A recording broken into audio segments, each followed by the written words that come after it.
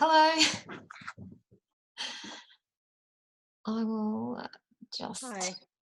How are you? Does anyone have any questions or anything? I thought we could do the first half an hour with just going over some things. The slides I have for the tutorial are a lot. I won't even say the number, just because we have a lot to cover this week, just to bring it all together, because it's really hard to do the abdomen in segments. And once you've covered the pancreas and the spleen, a whole lot of that portal venous circulation makes a lot more sense. And once you've even covered the kidneys, the renal arteries make a lot more sense and things like that. So that first tutorial is quite difficult for people to get their heads around because you hadn't really covered some of the stuff, and it's very hard to talk about some of those structures in isolation. There. Hi, Michelle. Yeah.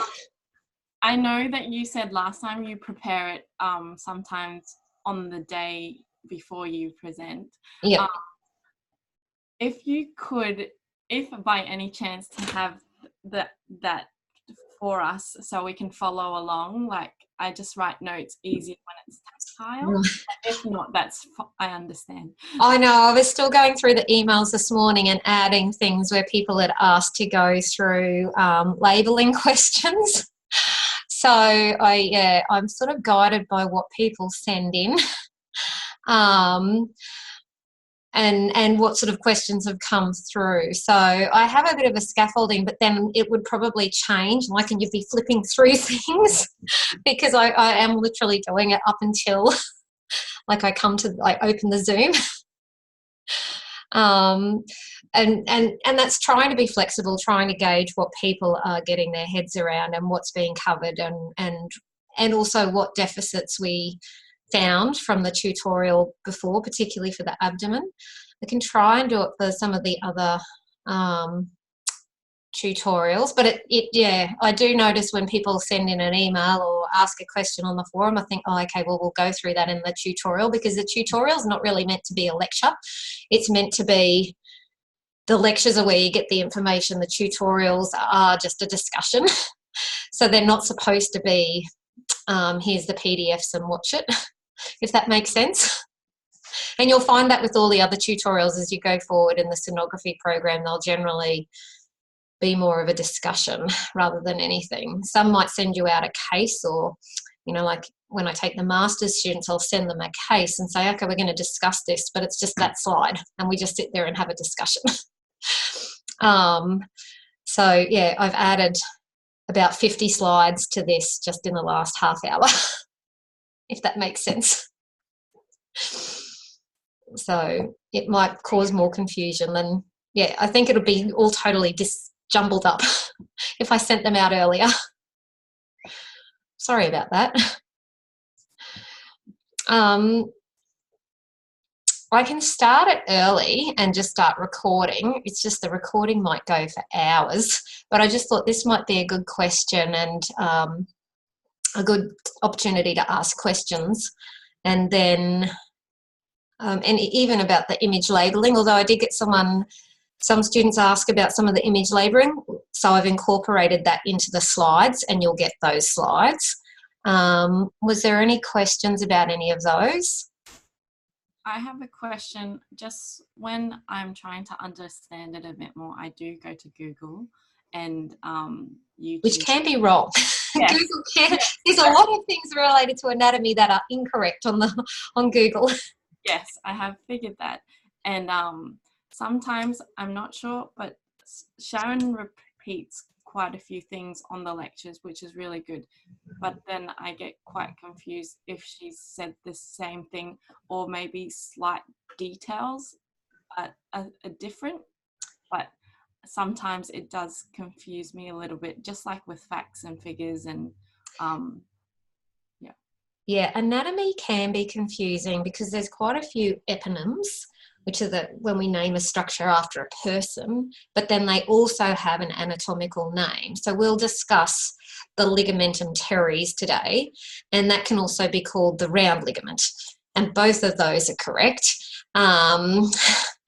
And so sometimes we use names interchangeably and you don't know you're doing it. And I know that textbooks sometimes will just have it in, like it'll consistently use one name but then give you one name that's in brackets and never refer to it ever again. And radiology, out of any medical specialty, loves the eponyms. We use eponyms a lot. I don't know why that is. So, which is why it's important having a radiology typed anatomy unit as opposed to the generic anatomy units, because they're very much based on the anatomical names. But then you get to anatomy and you get to ultrasound, and it's very much, we use a particular language, and that is confusing. I'll try to explain it. Just if I'm saying something in the tutorial, just put your mic on and say, Michelle, can you just explain that, or ask the question, because that's the best way. Don't think you're interrupting me. I'm not offended by that at all. I would much rather that you interrupt than sit there and not know what I'm talking about, because I think sometimes we think we've explained it, but it hasn't been explained properly. And so that may happen. Were there anything in particular in the lectures that Sharon's explained that you'd like me just to see if I can simplify right now for you? Like just an example? If we say the duct of Wirsum or the duct of Santorini, would that be just as right in the exam as saying the accessory duct or the main pancreatic duct? Either is correct. Absolutely. Okay. Yep. So you don't have to give them both. You just give one. All right. Perfect. So don't stress. Like, that's what I keep telling you. If you give a name of something and I can see what you mean by it, you will get that right, because I can see. It's more, can I see that you know what it is or that you have no idea? And it becomes very clear. So there is quite a bit of leniency in that regard, that I just don't, you know, if I know the anatomy, I should know that there's multiple names for things and I can mark you correct or not. And I'm doing all of the marking. It's only me this year. Other years there's been other people doing it, but it's only me. So you're going to be marking every exam? What's that? So are you going to be marking every exam? Every exam, yes. Oh my God. Yeah. So, yeah. There's no one else. There's no other interpretation of what I've said. It, you know, like, because sometimes you get other markers and they're very black and white, and that's just what the answer should be. But it is me marking it. I'm marking your online test, the res school test, and I'm marking your final exam. I'll let you know if it changes, but at this stage, that is what I've set up. And that's more so that you've got consistency and that you're told the same thing and you've got the same story going the same way through. And I'm not making things up. Like, the same anatomy will be used in all your other units, and sometimes people will refer to the names of structures as either the eponym or the anatomic structure, and you'll just find that as you go through. And you'll see when you start scanning in year 2 that you will have all different tutors come in and everyone will explain something slightly differently and you'll be on the same wavelength as some tutors and you won't with others. And they're, you know, students every year say, oh, but that tutor told me this and this tutor told me something different. And it's not, it's with, the tutors have told you the same thing. It's just in a different way, and they may have used a different term, but it's the same anatomy. And so the earlier you get your head around that, the easier it can be. And that's just medicine in general, is there's multiple different ways to explain or use terms to explain something. But yes, if you've used the correct term, or if you just have a mind blank in an exam and you write an answer that is reasonable, you'll still probably get either the marks or part marks for it. So don't give up. Just keep a rational headspace and you should be fine. Oh, I'm probably recording this. I'll just, yeah, that should be recording now. Okay. Yes, it is. Yep, excellent. Okay, so these are the things that we covered, and this content, the abdominal content, not abdominal content, will be covered in, it'll be tested in your quiz in week 6, res school test and final exam. So we started with the pancreas, and these terms here, I've got them written down and you'll get the slides, are really important to know and appreciate the difference of. So the pancreas sits, and I've got to note the axis of the pancreas. So see how its tail points up, and this purple structure here is the spleen. So the pancreatic tail, which is this distal portion here, angles up sort of towards the left nipple region. So the head's down lower and the tail points up to the left nipple. And that's really important when you actually have to scan, that you'll need to angle your probe on your patient. So just first of all, noting that orientation of the pancreas is really important. It doesn't sit straight across like this, it's on an angle, which means that our spleen sits a bit higher than our head of our pancreas. So when we see an image, an ultrasound image like this, the probe is orientated on an angle like this. And that's going to be important that you notice that when you come to res school and have to scan the phantom, and you're going to try and obtain an ultrasound image of the pancreas. So we've got the head, the body, and the tail of the pancreas here. Does anyone know what this structure is that's sitting anterior to it? The liver? Yeah, so this is the liver. Even though the liver's a right-sided organ, it does extend over to the left. So we angle under the xiphisternum and angle up. So we sort of use the liver as a bit of a window on some people. You don't get that on a lot of people, but that's why we're getting such a nice image of this pancreas here, because we're scanning through the liver, which means that there's no bowel in front of the pancreas, because if there's bowel and air there, we don't get a very good ultrasound image.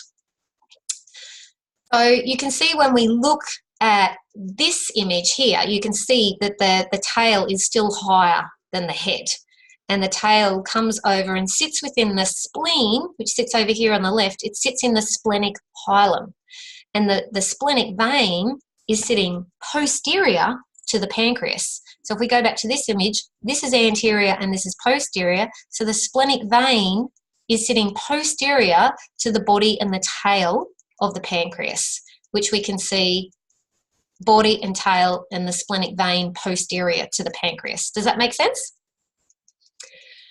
You can see the pancreatic duct that runs through. Now this is a coronal image here. So when we image the pancreas sonographically, we will get an axial image. We don't look at it like this, because that means we would have to be holding the probe up and angling down, which we don't. We get an axial image. So that's just important that you appreciate that this is showing superior and inferior relationships, but we tend to see more anterior and posterior and medial and lateral relationships of the pancreas, rather than superior and inferior relationships when we've just got a transverse sonographic image or a CT image of the pancreas. So what does the pancreas sit anterior to? What does it look like it's sitting? During the IVC? Yeah, so if we go back to, well, there's another image, but if we go back, this is anterior and this is posterior. So the pancreas is sitting anterior to the aorta, and the IVC sits a bit more around here. It sits anterior to the splenic vein. It sits anterior to the portal confluence. What's it sitting superior to? Transverse duodenum. Yeah, there'll be more bowel and colon that sits sort of under this here. There's a bit of the duodenum. So yeah, that sits inferior to the pancreas. And what sits superior to the pancreas? The liver, diaphragm. The liver, yeah, the liver really sits more superior to it. Yeah, and so just thinking, and what sits lateral to the pancreatic tail then? Spleen. Yeah. And what sits lateral to the pancreatic head? The duodenum and the kidney. The duodenum, yeah, the duodenum. The kidney more sits posterior. Remember, your kidneys are more a posterior structure, and you'll see that when we come to some CT images. So I've given you this. This is a basic diagram, and I think it explains some of the structures really quite well. Now, you can see the little marker here is straight ahead, but in reality, it should be on an angle, pointing up to that left nipple. So here you can see that you've got liver showing a bit anterior to it. The pancreas is I'll outline it here. It's this structure. See, it's a bit brighter here and it's got a little bit of a different echo texture. But it has a dark bit here and a dark bit here. And this is that gastroduodenal artery, which is another branch of the celiac axis, and we'll cover that shortly. And this is the common bile duct. And so I'll go through how some of these things are related because it's really important that you understand those. But we can tell you need to be able to look at this sonographic image and it would say it's of the abdomen, but you need to know that this is the pancreas. And we know that because of these vascular landmarks, the splenic vein, the portal confluence, the aorta, and the superior mesenteric artery. And that's just an image you have to memorize in your brain because it's really important that you use those vascular landmarks. This thing here is the a spine in cross-section. This is a skinny patient, so we can see way back to their spine. In big people, there's no way you can see the spine. Any questions about that?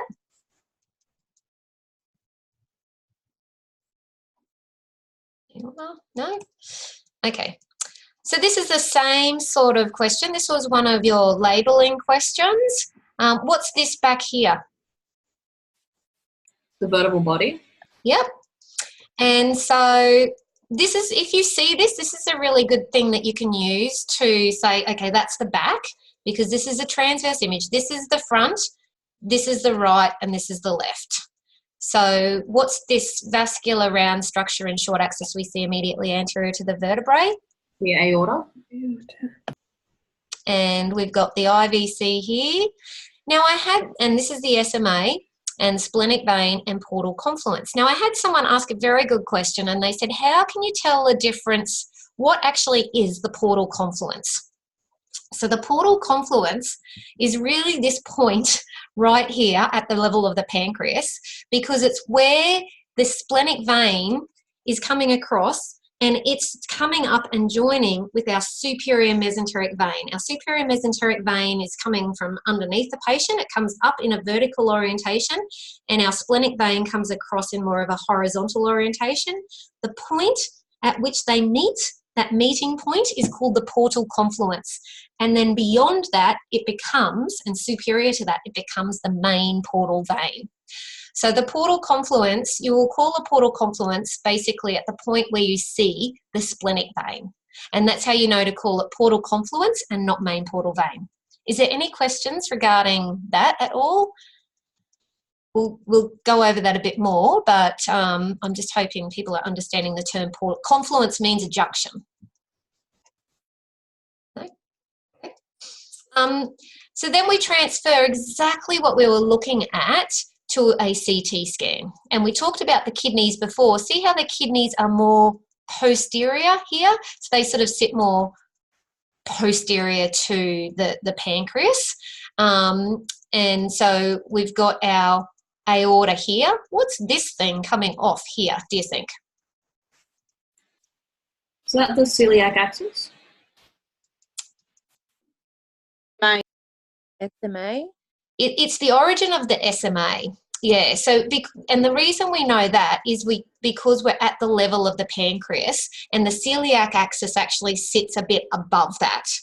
And the reason it sits above that is because it gives rise to some branches, and then it's going to give rise to our gastroduodenal artery, which will run down through the pancreas. So when we see this line coming out at the level of the pancreas, this is the origin of the SMA, our superior mesenteric artery, coming off the aorta. So just the celiac axis you will see above the level of the pancreas. So it would be several slices above that. But that's good. That's good that we're thinking about that. What's this structure sitting here? The IVC. IVC, that's right. And we've got our spinal cord here and some CSF. We haven't covered that yet. What's this structure here? What will we describe that as? The left kidney. Left kidney. So make sure you call it the left kidney. And this structure back here? The spleen. Spleen. And then we've got the liver over here. What's this? Stomach. Stomach. Yeah. So see how stomach is sort of anterior to the pancreas? That's really important that you appreciate the stomach is one of those anterior relations of the pancreas as well.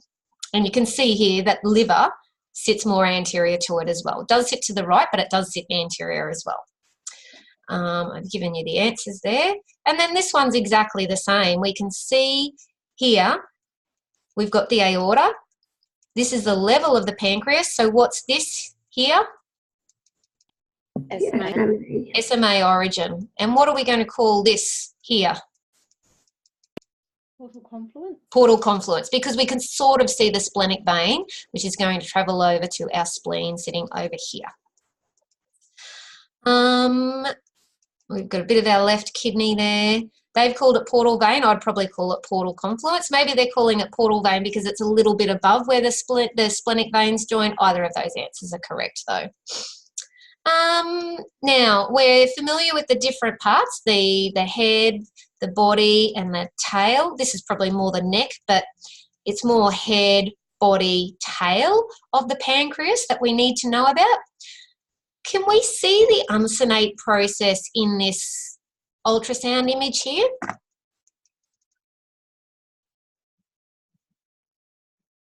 Is it a little bit further down so we can't see it?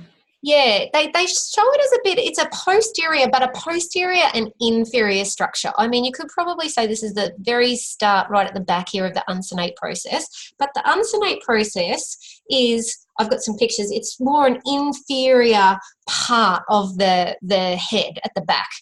And then you can see that the pancreatic tail, so this is the splenic vein, and you can see the splenic vein coming all the way over. This is the spleen here, and you can see that the pancreatic tail comes all the way to this sort of circular part of the spleen, which is the splenic hilum. So remember, and you can see it here, here's the spleen and the tail coming all the way over.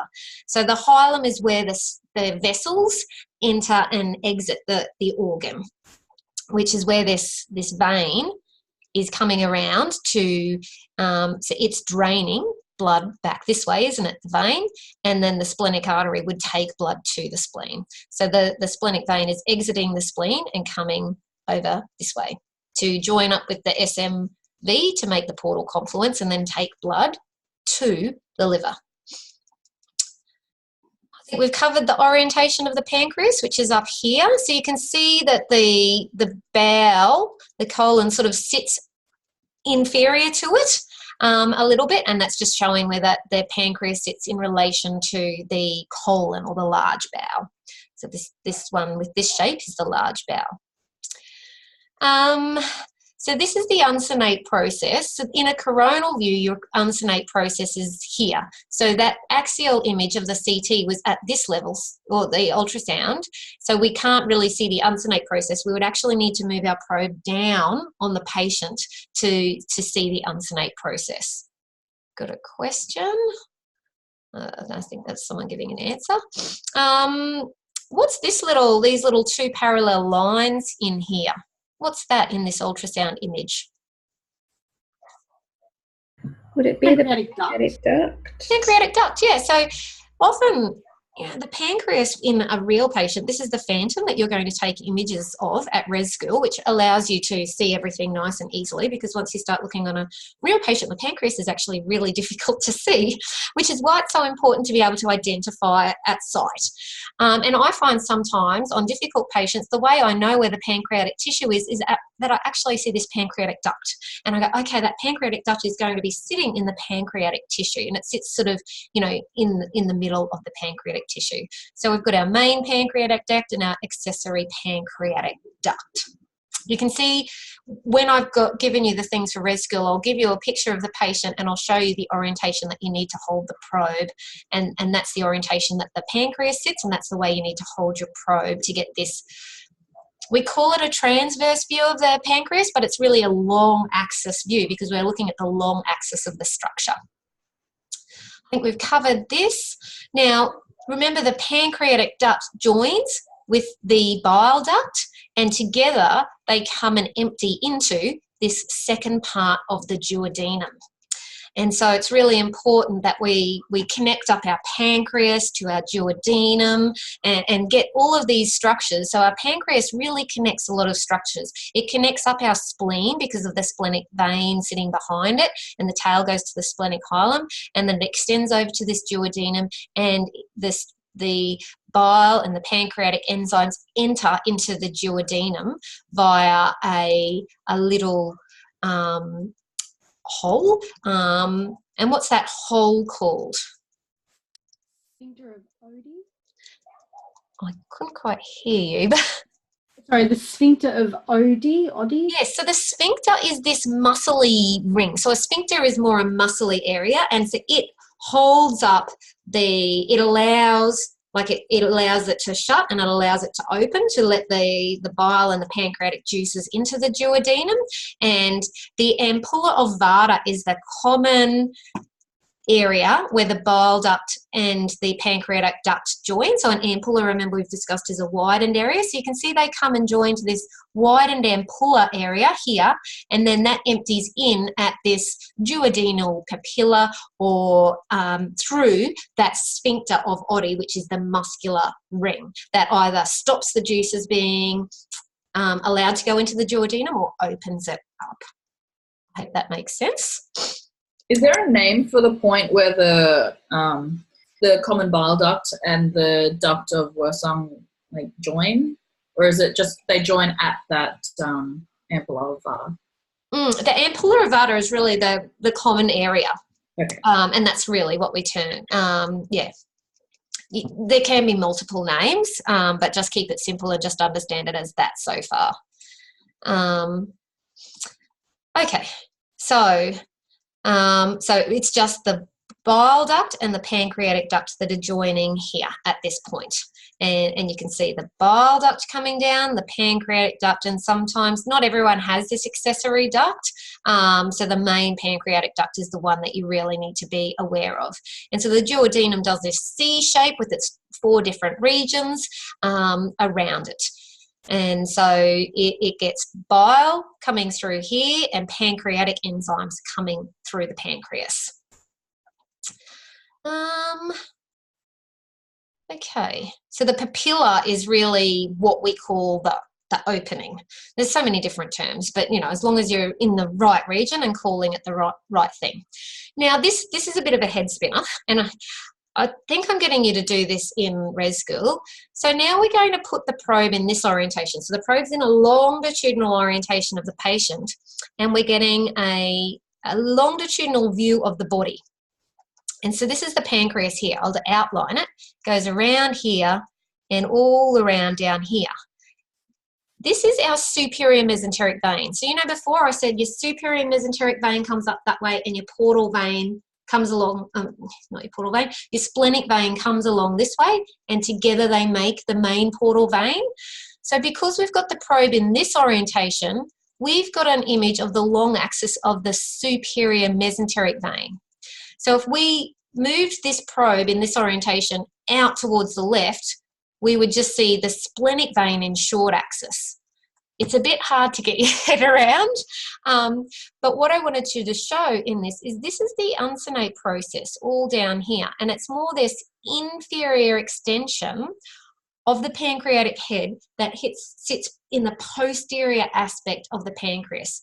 So this is anterior and this is posterior, and this is towards the head and this is towards the feet. And so the superior mesenteric vein is coming up this way. It's joining with where our splenic vein was coming across from the left side of the patient at the portal confluence, and then that's going to extend up through into the liver as the main portal vein. It is a head spinner. I don't expect you to get your head around it, but is that sort of making sense? This one does take a little bit of time to sit and get your head around. And at res school, one of the activities I'm going to get you to do is to make an anatomy model of your portal venous system and then put your pancreas on top of it. And then you'll see, the splenic vein comes up to it. The superior mesenteric vein comes up from towards the feet, and then the splenic vein comes across.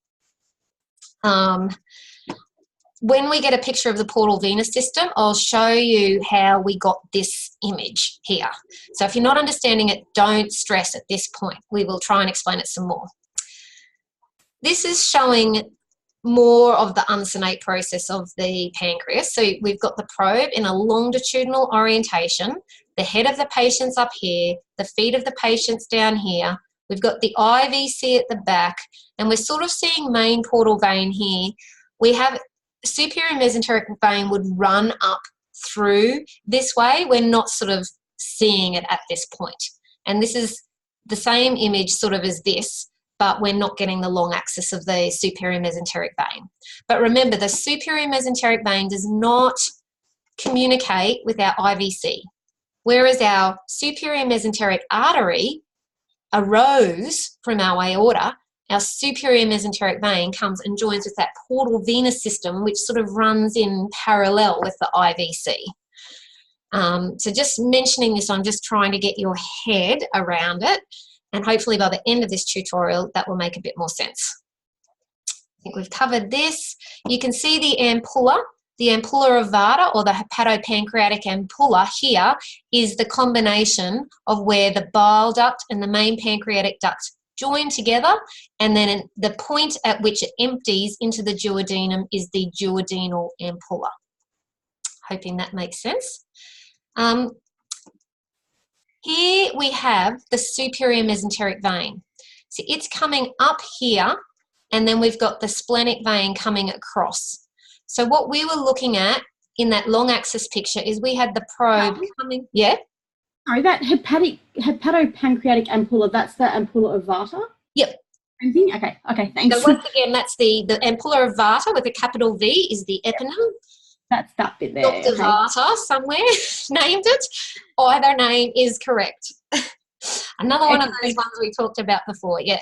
So, but that was just, I thought this was a good image where it showed you that there's one connecting part, and that's actually what the ampulla of Vata, or that hepatopancreatic ampulla, a widened common area, is. So the major duodenal papilla is the same as the sphincter of Oddi. The major duodenal papilla is the hole. The sphincter of Oddi is, so you know how we have like anal sphincters and they were actually muscles? It's probably the best thing I can think to describe it. So the sphincter of Oddi is a little muscular ring that closes the duodenal papilla, or it opens it up. And it does that when it is, you don't have to know this, but it does it when fatty food hits your stomach and your duodenum, and it sends one of those feedback mechanisms to something in your brain that says contract and expand, you know, get the gallbladder to squirt, but it also helps to hold it gets the sphincter of Oddi to release. So that means that the bile and the pancreatic enzymes can be released into the duodenum through the hole, which is the papilla. It's confusing. There's so many different names, but yeah. That's much clearer, thanks. Yeah. So this here, I don't know if you can see it very well. This is your splenic vein. This is your superior mesenteric vein. This is your portal vein, which is sitting anterior to this, which is your IVC. So the image I showed you back here, you can see the long axis of the IVC. So we sort of were looking at the uncinate process, this inferior part of the pancreas here. If we move the probe slightly to the patient's left, we would have seen the long axis of the superior mesenteric vein, which we saw on this image here. Is it starting to make sense? Like, we have to move the probe progressively across that way to see some of those vascular structures. So we had it here, then we moved it here where we just saw IVC, and then we moved it here, and we could see the long axis of the superior mesenteric vein joining up at the portal confluence to become the main portal vein up here. I'll keep explaining it and I'll keep going. It will start to make sense when we look at some more structures. I think we've covered these. So these are the the eponym name. So the eponym, the Santorini has a capital S and Wursung has a capital W because they're eponyms. So you can either call it that or that. Either is correct. Sphincter of Oddi was named after someone, Oddi, capital O. Ampulla of Vada, named after someone, Vada, got a capital V. I think that's just covering the same thing. So what I'm saying is we can actually see this common bile duct that comes through the pancreas in cross-section. This is actually the common bile duct back here. Does anyone know? Oh, that's actually wrong. What should that be? This is wrong. What should this thing be named here?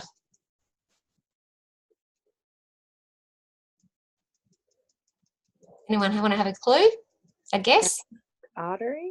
The gastroduodenal artery. I'm sure that was me that made that mistake, so I apologise. I'll change it before I send the PDFs out. I'll just write that. CBD, pancreas. So the bile duct does run through the pancreatic tissue, and it sits more in the posterior aspect of the pancreas, and then the gastroduodenal artery runs through the anterior aspect of the pancreatic head. So this is pancreas all around here. This is splenic vein, portal confluence, aorta, IVC, vertebrae back here. So the pancreatic head is here. We're not seeing the uncinate process, it's below it, but there's two sort of either vessels or ducts, and we can't tell if it's a vessel or duct in B mode because they both contain fluid which shows up as an anechoic structure. So then we have to go and know our, I'll just skip this. I think we've covered that. I'll skip this. So we have to know what our anatomy to know how we can identify these different structures. So the gastroduodenal artery is this one here. And can you see it runs in a vertical orientation like that? So when we take a cross-section image through the pancreas like this, we're cutting through and seeing this gastroduodenal artery in cross-section. So it arises off a branch of your celiac axis. So this is, remember before when I said how could our celiac axis sits above our pancreas? So our celiac axis has that main axis and it gives off our splenic artery, it gives off our left gastric, and it gives off our common hepatic. Then our common hepatic artery gives off this gastroduodenal. So that means it's going to supply the stomach, gastro, and the duodenum. So it actually has to head from here down to the duodenum, down here. But we see this gastroduodenal artery, and see how it's running more in the anterior part of the pancreas? So this is the pancreas. I'm going to surround it here. This is our portal confluence, our splenic vein, our aorta, our IVC. This is our gastroduodenal artery, and this is our common bile duct. So our gastroduodenal artery, this is anterior and this is posterior, sits anterior to our common bile duct. I'll just explain that again. I've got the names up here and I'll give that to you. I better make sure that they're correct.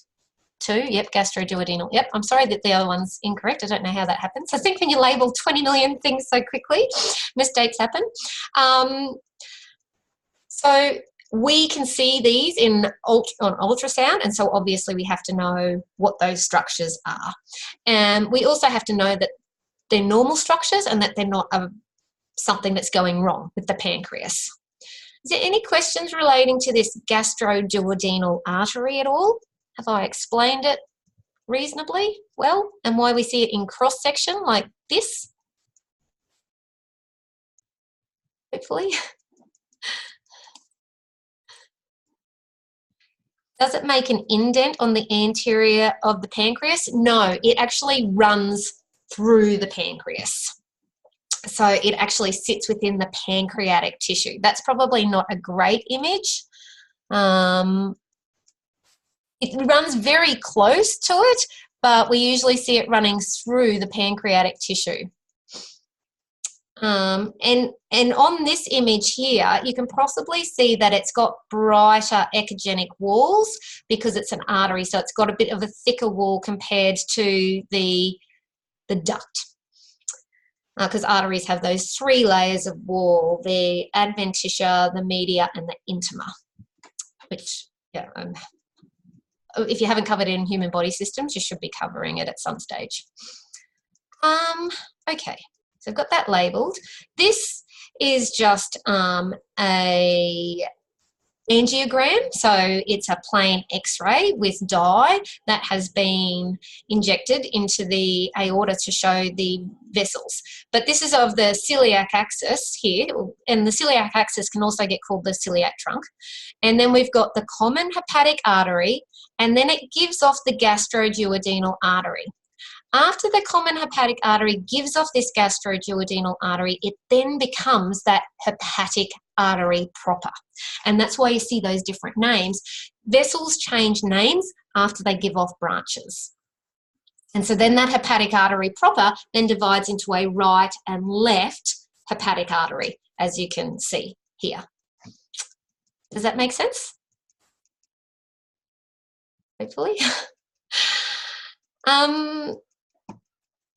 So here we've got the pancreas, and you can see the gastroduodenal artery, you can see the bile duct, you can see, they're calling this the superior mesenteric vein. It's just down a little bit lower, but it really could be called the portal confluence because we can see a bit of our splenic vein coming through. So this is a short axis view that's running through that gastroduodenal artery, but it's running through the common bile duct as well. And they're both in the region of that pancreatic head. Here's another image, the gastroduodenal artery, the common bile duct. So the gastroduodenal artery sits anterior and slightly to the patient's left of the common bile duct. What's number 6? Is that the SMA? Yep. Yep, so we've got splenic vein here, portal confluence here, IVC, aorta, pancreatic head, pancreatic body. Body would extend through here. Tail is right near the spleen, and then that's a bit of the liver. What kind of diameter would the portal vein have? The portal vein should be under about 13 mils. The main portal vein? Yeah. Yeah. We do have to examine it. So we do, when you scan it in year 2, you actually have to get a colour Doppler image through it because you can get issues with the portal vein. So if someone has problems with their liver, the blood can have, because it takes blood to the liver, the blood can have issue getting to the liver because the liver can become a bit resistive to flow. So it says, no, we don't want blood coming in here for some unknown reason. And so instead of the blood taking, the portal vein taking the blood to the liver, it can start to go the opposite direction. And so we need to check that sonographically, which is why it's important to know which way the blood flows in the portal vein. When there's a problem with the blood getting in there, the portal vein can get a little bit larger as well. So typically it's probably about 10 mils diameter, but it can be up to about 13. But you don't need to know that. You learn that all next year. You definitely need to know that in year 2, not now. But that's about the size that we're looking at here. The aorta is typically about 20 mils diameter here. So that's how wide that would be, 20 to 25 mils. That just puts things into perspective. These are about 1 to 2 mils. These ducts and arteries, probably, 1 to 2 mils. Yeah, I was just trying to get an idea in my head of how big. Yeah. So you can see gastroduodenal artery. You can see it within the pancreatic tissue. Then we've got a really big common bile duct here, and that one, it can get bigger when someone's had their gallbladder out, or it can get bigger if there's something funny going on. And so we have to measure the diameter of that common bile duct, and so you have to know where that sits. So this anatomy is really important. I think I've covered that.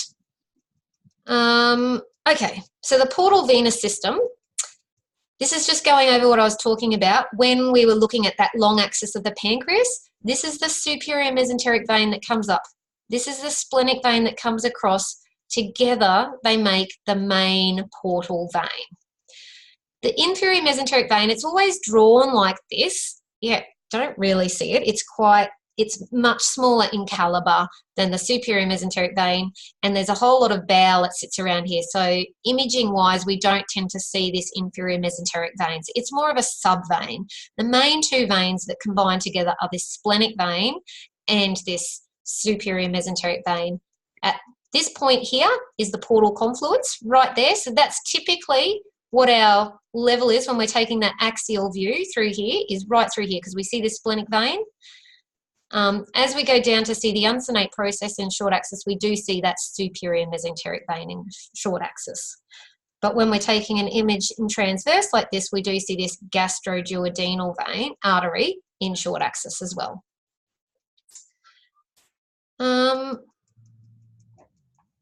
And then you've got your superior mesenteric artery, which comes inferiorly underneath the pancreas, and it joins onto the aorta right behind the pancreas, which is what we were looking at in those CT images. Any questions so far? No? So this is this is a 3D CT scan, because we can see the bony ribs here, and there's been contrast injected into the veins, so a radio-opaque intravenous contrast, and it's outlining the veins. And so we've got our splenic vein here and our superior mesenteric vein here. The point at which they converge is the portal confluence. This is all the main portal vein, and then the main portal vein enters the liver and then divides into the right and left portal vein branches. This is the head of the pancreas, so you can see that it's right around that level of the portal confluence, and then we've got the first, second and third parts of the duodenum sitting all around the head of the pancreas. So this is a coronal view, so an up and down view, so it's showing our superior and inferior relationships, as opposed to this image here, which is an axial ultrasound image. What's this thing that I'm pointing to here with my arrow? The pancreatic duct. Excellent, excellent. So can you see that the pancreatic duct is within the pancreatic tissue? So it's always anterior to our splenic vein, because our splenic vein sits behind our pancreatic tissue. Excellent. So superior mesenteric vein, splenic vein, teeny weeny inferior mesenteric vein, main portal vein, right portal vein branch, left portal vein branch. The portal confluence is right in the middle of where that right posterior to where the pancreas sits. This image has taken the pancreas away, so you can see the pancreas here and here, and you can see the portal confluence sits behind right where the pancreas sits. So that's what we term the portal confluence. Does that sort of make a little bit more sense now, where everything's sitting? Yeah. Okay. This image does show, you know, that we've got the biliary tree that does sit sort of in the same orientation as our portal vein, and that's important to realise, because we're going to be talking about our porta hepatis and our portal triad. Here we've got the IVC, but remember the IVC sits posterior, and the superior mesenteric vein and the splenic vein do not join onto the IVC. The way these two veins, they don't really communicate. This takes blood to the liver, then the hepatic veins of the liver drain the liver and they empty into the IVC. So that's how the venous systems are sort of connected, if that makes sense. Hopefully. I know, the head feels like it wants to explode at this point. Let's go back to this. This was one of your images to label, and this just sort of deconstructs it all together. So we've got our superior mesenteric vein sort of comes from our feet up. We've got our splenic vein that comes from our left side across. We've got the piddly inferior mesenteric vein. They join at this portal confluence, which will sit posterior to our pancreas. They make the main portal vein. They always say the main portal vein is like about 7 centimetres long. In reality, it doesn't look that long. It looks quite short. So really, the liver edge would start around here. So liver would be here, and pancreas would be here, and they're right abut one another. And so this main portal vein enters the liver, and then once it's in a liver, it divides into these right and left portal vein branches. And remember, these right and left portal vein branches have to get up to about the middle level of the liver, because they're what divide those upper liver segments from the lower liver segments. That's sort of the division of halfway between top and bottom parts of the liver. Just to show you what I'm talking about, at the back we have our IVC. Here we have our main portal vein, so we would have had our superior mesenteric vein coming up this way, our splenic vein coming across this way, portal confluence, then it becomes the main portal vein, it enters the liver, and then it divides into a right and left portal vein branch, all taking blood to the liver. And these portal vein branches are dividing our superior liver segments from our inferior liver segments. So they've taken blood to the liver processes it, then the liver drains it via these 3 hepatic veins, which drain right up into the IVC just before it pierces the diaphragm and goes up to the right atrium of the heart. It's sort of starting to come together. I hope so. Just remember, your inferior and superior mesenteric veins sort of drain the mesentery region. So you can see them coming together, and there's a whole lot of mesentery here.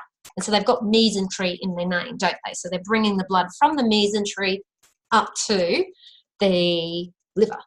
That's an easy way to think of it. We've got the falciform ligament here. We're going to talk about that shortly, because it is important that we understand that. Any questions so far? If you're confused, please call out, because other people will be, and it's very reasonable to be confused at this point in time.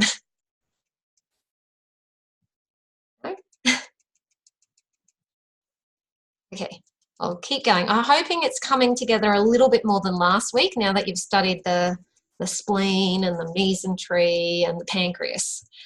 When you're in res school, I'm going to get you to look at that main portal vein in long axis, and so that you can start to think of the main portal vein. Now, we talked about the main portal vein coming, see it comes along more on an angle. We talk about it being sort of parallel with the IVC, but notice the IVC goes really straight up and down, and the main portal vein runs more of an angle. If I take you back, you can sort of see it goes on an angle like this. This is a coronal CT, reformatted CT scan. You see the angle that it's running here and here? So to see the long axis of the main portal vein, you would have to hold your probe in an orientation along the body like that. And so then you would see the IVC, but you see the main portal vein here. So this here is actually the pancreas. So this point would be the portal confluence. This whole portion here is main portal vein. So sort of halfway along the main portal vein, this here is the liver. So this is a long axis image. This is towards the head and towards the feet. This is anterior and posterior. And the probe's in not a true longitudinal orientation, an oblique orientation. And that's the confusing thing about ultrasound. Whereas CTs and takes a lot of straight orthogonal images, MR and ultrasound can take images more at oblique planes, which is where it can get confusing. What you need to work out is this image more longitudinal or transverse in its orientation?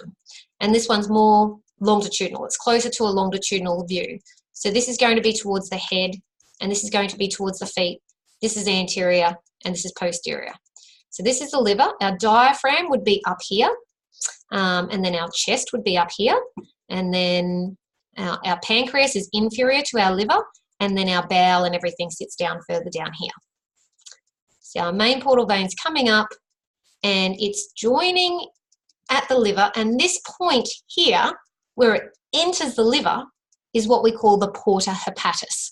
The porta hepatis is the hilum of the liver. It's where vessels enter and exit, and it's where things get drained out. So we have the hilum or the pelvis of the kidney. So the vessels enter and exit, but also the ureter drains out the urine from that hilum of the kidney, which is the renal pelvis, as we call it. And so the hilum of the liver is the porta hepatis, and we've got blood really just entering it, because the main portal vein's taking blood to the liver, the hepatic artery is taking blood to the liver, and the hepatic duct and the bile duct is draining stuff out of the liver. That making sense? Hopefully. So that's the main portal vein. So the IVC is taking blood up that way. It's draining blood from the feet. The main portal vein's taking blood to the liver, and the hepatic artery is also taking blood to the liver. This is sort of that long axis image of the pancreas before, and I think I'm going to be getting you to do this at res school so that you understand that you can follow the SMV, the superior mesenteric vein, from the legs coming up, and then where it's joining the splenic vein that would be coming across this is the portal confluence. You can sort of see it becomes a little bit wider, and then it's going to keep going into the liver. So this is sort of all pancreas sitting around here. Now this is, you know, I wouldn't be asking you to define pancreas or liver here. You can see from this is liver and this is pancreas, and you can see how close their echogenicity is, and sometimes on some patients it can be really hard, particularly if they're really skinny and they don't have any fat planes between things. So you really have to know your anatomy to know where structures start and end with ultrasound, which is why we spend so much time going over this anatomy. So where does our superior mesenteric vein sit in relationship to our superior mesenteric artery? Is it more to the right? Of the patient? Yes. Yeah. Yes. So the way I remember this is the superior mesenteric vein and artery, just think they're veins and arteries, and where does my aorta and my IVC sit? So my aorta sits more to the patient's, you know, the IVC sits more to the right than the IVC sits more to the right than the aorta. The aorta sits sort of more in line with the vertebral body, and the IVC sits more to the patient's right. And the same with the superior mesenteric vein. It's a vein, and it sits more to the patient's right than the superior mesenteric artery. And it seems like a little trivial thing to know, but when you end up studying pediatrics, which is babies and children, they have this condition where their bowel can get all twisted around, and when it does, one of the only ways we can identify it is that we notice that the superior mesenteric vein sits to the left side of the superior mesenteric artery. And if you don't know your anatomy, you don't know what's normal and what's not, and you can't pick it. And it's really quite important that you can pick it, because the baby can potentially die if we don't diagnose it. So tiny little details like these vessels are really important, because they're structures, they're what we call vascular landmarks that we use with ultrasound. So it seems a bit pedantic that I keep going over these things and thinking, why do I have to know that? And it does become quite crucial when you have to make diagnoses of things, that you do understand this anatomy, because everything comes down to basic principles, and anatomy underlies it all. So this is a bit of an image that's taken a bit below the level of the portal confluence. I've moved down a bit more inferior below the level. We're not seeing as much of the pancreas here. This is the pancreas. This is a bit of that pancreatic duct. We can see the tail coming to the spleen. This is the phantom that you're going to scan at res school. Now we can see the spine. We can see the aorta. We can see the IVC. We can see the SMA in cross-section that arises off our aorta. And we can see the SMV in cross-section, and that's going to join with the splenic vein to make the portal confluence. And you can see that sits sort of anterior to the IVC. Is it starting to sort of make sense? Everything in ultrasound is relative to where we hold the probe and the level at which things sit in the body. It is quite hard for the head to process, so having this recorded, once you've digested it, go over some things and hopefully it will start to kick in. And I think res school will help too. So here's the SMV. This is a transverse section. This is the patient's right. This is the patient's left.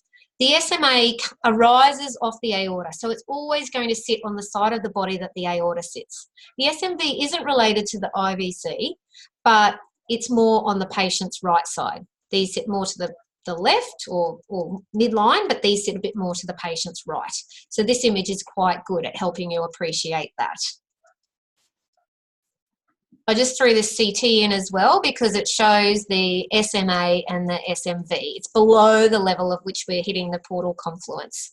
I can't quite see what it's called. Yeah, but you've got the common bile duct here, and we're not showing the gastroduodenal artery in this image. But the common bile duct is sitting more in that posterior aspect of the pancreatic head, and it always sits over to the the right side of the pancreas, because remember, it has to join onto the duodenum, which is going to sit around here and a bit more inferior. So that's the duodenum there. That's just that main portal vein entering the liver. So this is a long axis view. The patient's head's here, the patient's feet here. This is the inferior margin of the liver. And this area where it enters is exactly what we call the porta hepatis, the hilum of the liver.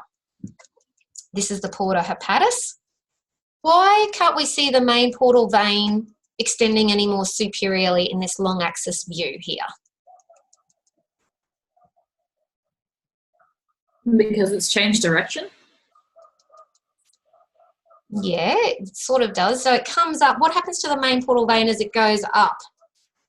Goes up and then it bifurcates, doesn't it? Yeah. So it bifurcates and the vessels go out to the side. So we sort of see it stop here. It doesn't stop. It branches out to either side laterally. So this is like a long axis view, and it will go out this way and this way. So it looks like it's stopping, but if we move our probe out to either side, we'll see those right and left portal vein branches.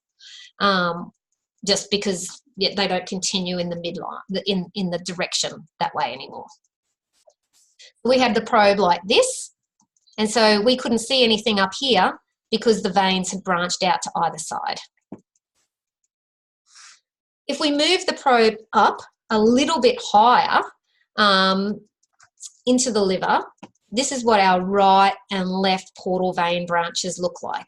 So they sort of look like a bit of a U or a smile shape, and they sit anterior to our IVC. This is a really important view that we have to get sonographically, so it's really important to understand this anatomy. For one, it identifies the caudate lobe, but we also always have to comment on the texture of the liver, and it's where we can really identify if things are going wrong with the liver at this view. This view is smack bang in the middle of the segments. It's really hard to work out which segments are which at this level, because remember, the bifurcation of those portal veins separates your superior and inferior liver segments. So on this view, the only one that we're really able to tell with confidence is our caudate lobe.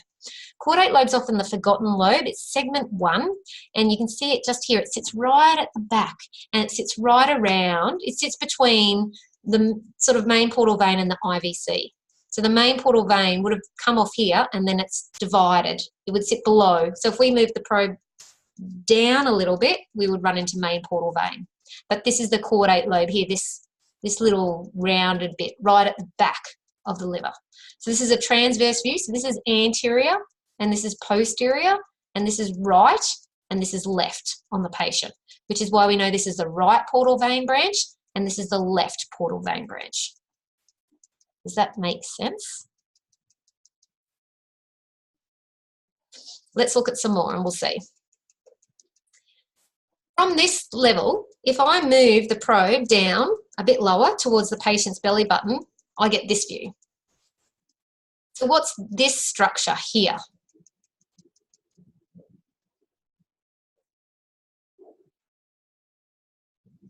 The duct, common bile duct? So this here is the common bile duct. What sits posterior to the common bile duct? Okay, so if you get confused, no, that's okay. Yeah? That one? Someone's having a go. SMV? The SMV, you'll see sort of below the level of the pancreas. We're up a bit higher, so we're in liver. This is all liver level that we're in now. So what's the main vessel we've been talking about? The portal vein. the portal vein.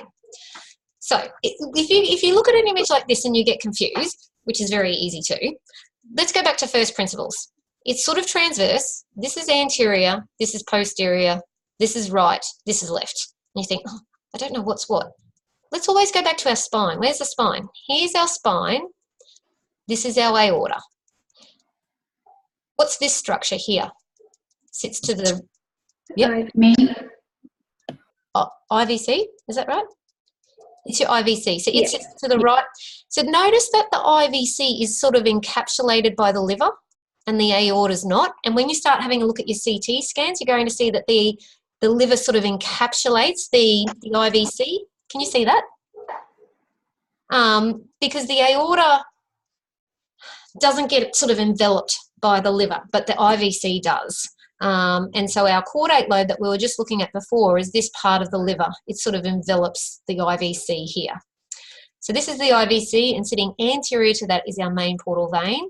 And then this is going to be our bile duct, and this is going to be our hepatic artery, because this here is that portal triad. The portal triad sits anterior to our IVC. So this is our whole Mickey Mouse sign that we talk about. And remember, it goes DVA, from right to left, duct, vein, artery. Any questions about that? I will explain it further, but is there someone that just... Sorry, what was the artery one again? This artery? Yeah. Hepatic artery. Okay, cool. Thank you. So it's going to be bile duct, main portal vein, hepatic artery. I'll show you. So when they talk about the Mickey Mouse sign, the ears are the bile duct and the hepatic artery, and the head is the main portal vein. If I went back up from that view, so I was here, and then I've moved my probe back up. So I was just down here before. I've moved the probe back up towards nipple level of the patient. I hit those main portal vein branches. When I move the probe down, I see the main portal vein in cross-section. When I move it up, you'll see these. And this is what res school will be really good for, where you actually have, everyone just needs to sit there and go down, up, down, up, down, up. And you can do it 10 times and you don't get it. And then maybe on the 12th time you go, oh, because we have a lot of students that just get that moment when they come to term 2, year 2. But if you can get it earlier, it will really, really, really help. So we with that, and we can see the right and left portal vein branches. We can see our IVC, which is enveloped by the liver, and when our aorta is not. Let's have a look. So I've blown up this image here, and I've just magnified it. And this is the Mickey Mouse ears. This is the main portal vein. This is the bile duct. This is the hepatic artery, and then the IVC sits more posterior to it, and the aorta is sitting over here. This is sort of a bigger image, and you can see I've got that part and I've blown it up. When we're in the main portal vein level, we're in the level of the lower liver segments. See if I've got, okay. So here's main portal vein. See how when we can see that in cross-section, we're at the level of the lower liver segments. When we've got these right and left portal branches, we're in between upper liver segments and lower liver segments. But when we see this main portal vein in cross-section, we've got lower liver segments that we can see. This is your Mickey Mouse. There's the duct, that's this ear, bile duct. There's your hepatic artery, it's this ear. And then the main portal vein, and then the IVC could be like Mickey Mouse's body at the back. But you can see it's all enveloped with liver all around it. This is the phantom, so it's got little white dots. We don't normally see that on a normal person, so don't pay any attention to them. They're representing pathology that you can potentially scan when you're looking at the phantom. But we don't pay any attention to that in this unit. So what are we noticing about the sizes of the hepatic artery and the portal vein? We can see that the main portal vein is quite a bit bigger than the hepatic artery, can't we? And it's also quite a bit bigger than the bile duct. Why is that? Is that because it's had like the SMV and the splenic vein kind of join into it? Yeah, yep, it does. Is it because the artery only supplies like a small amount of the blood to the liver and the main amount is from the portal vein? That's right. So it's quite representative. The sizes are quite representative of 25 to 30% of the blood coming to the liver is via the hepatic artery, and 70 to 75% of the blood is supplied to the liver via the main portal vein. Yeah. So that the sizes of them will help you think of how much, you know, blood they transport. And so they're both taking blood to the liver. Normally, when you have arteries and veins going in and out of a structure, one's the artery's taking blood to and the vein's draining. The portal vein, it's a different sort of vein. Normally, veins don't have thick walls, but because it's transporting blood to the liver, and it's quite an important blood supply of the liver, it's got thicker walls compared to most other veins. The bile duct, remember, is taking stuff down. The two vessels are taking blood to. So the bile duct's draining, but the artery and the vein are taking blood to, and this is draining bile out. The gallbladder sort of is encapsulated by the liver. I won't go too much of it. It has a fundus. Like the uterus had the fundus, which was the rounded end bit, the gallbladder has a fundus as well. Fundus or fundus. The body is the main part. The neck is up here. Don't stress too much about the main lobar fissure. It's confusing, and there's not actually agreement anatomically on what that main lobar fissure is. So if you see it, just data dump it because it's very confusing. You're not going to get asked a question about the main lobar fissure because really I don't think there's a correct answer. So if you're ever confused by it, just go, oh yeah, that's one of the things where anatomists can't agree and it's just bizarre. Okay, so we've got our biliary tree, we've got the fundus, which is this rounded part, the body, the neck is up here. Hartmann's pouch is a bit of an old term, but we can still, the reason we use that term is sometimes stones. If a gallbladder has stones, they can get caught in there. That's why you have to know that anatomical part.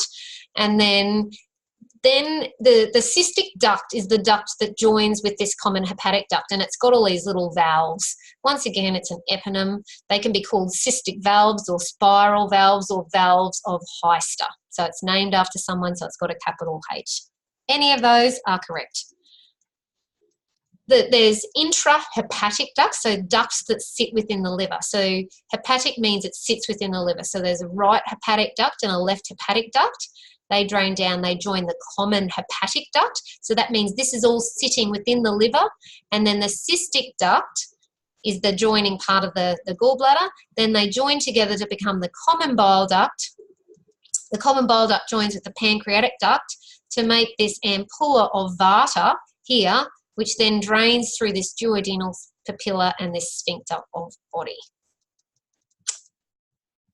So here, these left and right hepatic ducts, they run along the path that those portal vein branches and hepatic arteries run. So the right and left hepatic arteries, the right and left portal vein branches, and the right and left hepatic ducts, they all run together in the same fashion.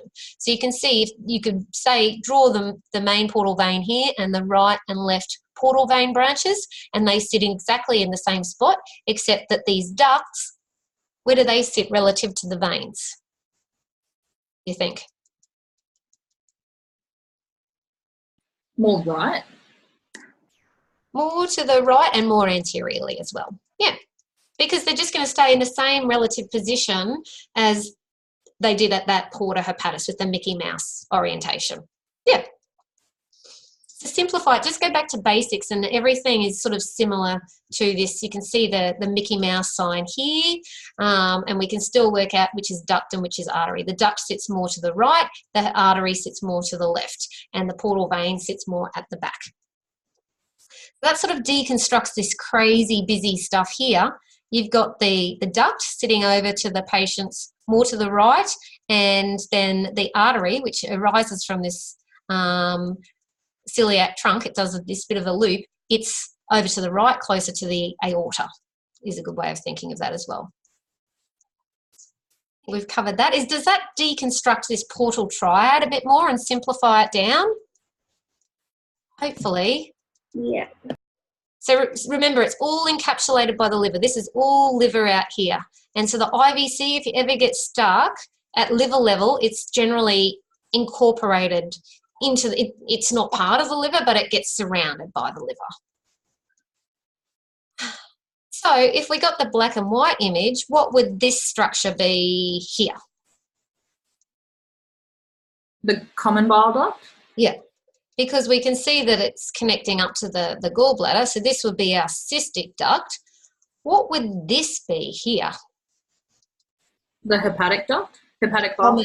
Common hepatic duct, yeah. Because then that common hepatic duct divides into a right and a left hepatic duct. So what's this structure at the back, do you think? What's this one here pointing to? Is that the IVC? Well, first of all, what do you think this structure is here? The portal, the hepatic proper, whatever one that was. Hepatic artery proper? Yeah, this is our common hepatic artery. I've got the answers here, but yeah, this is our gastroduodenal artery. This is the one that we talked about that went down and runs through the pancreas. So this is our common hepatic artery. Then it gives off that gastroduodenal artery. It becomes our proper hepatic artery, and then it's going to divide into our right and our left hepatic arteries. I can't see it. Oh yeah, it does name. So this is our main portal vein because it's sitting immediately posterior. I mean, I can't really tell that that's the IVC. I think that's meaning to show that the IVC is sitting even more posterior to these and a little bit more to the patient's left than these structures. Does that make sense? I don't think that's a very good image of the IVC there. Although it does show that the caudate lobe is sitting sort of between the portal vein and the IVC. So I suppose, although that sort of looks like a gallbladder. But anyway, I gave you that as one of the images to label, and I've given you the answers here, just to help you think about all of those structures. So this is looking at it, it says it's an anterior view. So it's looking at it from the front. And this would be a bit of the pancreas just in here. What we end up doing sonographically, and this is, most students do find this really tricky, is the one structure that we have to measure and image in long axis is the bile duct, and then we have to actually measure the internal lumen diameter of the bile duct on every patient. So you have to do that in year 2, you have to find it, and so what I will be getting you to do is to find the main portal vein with the phantom in long axis, and then moving the probe ever so slightly to the patient's right. So I've sort of exaggerated the orientation of the probe here. You can see it's right over to the patient's right, to see this bile duct running through from the pancreas up to the liver. And in the static image, it's really hard, but this is where your understanding will get developed at res school, and it's why it's one of the activities that you'll be doing. That is a bit hard to interpret off this image without you seeing it in relationship to other images. That should help you understand your liver segments now, because we've sort of got this down pat. We've got our portal triad, our duct, our vein, our artery from right and posterior to left. Then we've got our main portal vein, and you can see here the relationships of those ducts, the arteries and the veins, they all run together. Can you see that from this image now? Because when you first look at it, you go, oh, that's just way too hard. But this is showing the main portal vein and the hepatic artery bringing blood to the liver, and it does get a little bit confusing with that part there, but we'll just ignore that part. and then these main portal vein branches dividing the inferior liver segments from our superior liver segments. Our superior liver segments are really easy to work out which is which because they're just divided by these hepatic veins.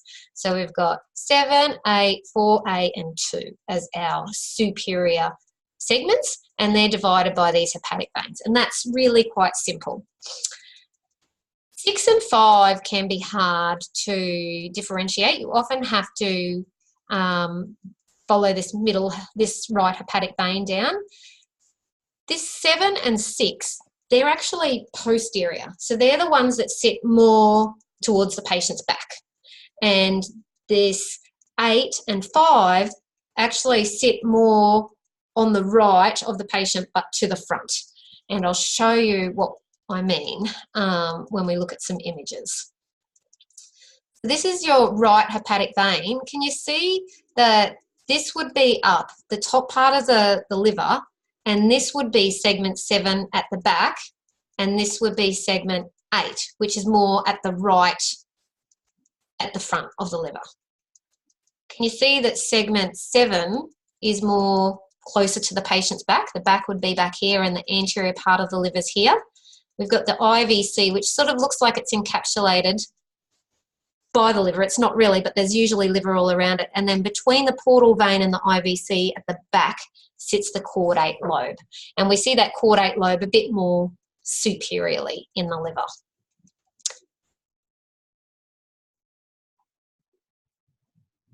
We looked at this image before. We're at main portal vein branch, but this is the caudate lobe here. It sits between portal vein and the IVC and sits down here. I suppose it is more in the inferior portion of the liver, I suppose. Just some of the diagrams draw it up a little bit higher. So caudate lobe is right at the back, and then you think of all of the other liver segments sort of separate from that. What ligamentous structure separates the caudate lobe from the other segments of the liver?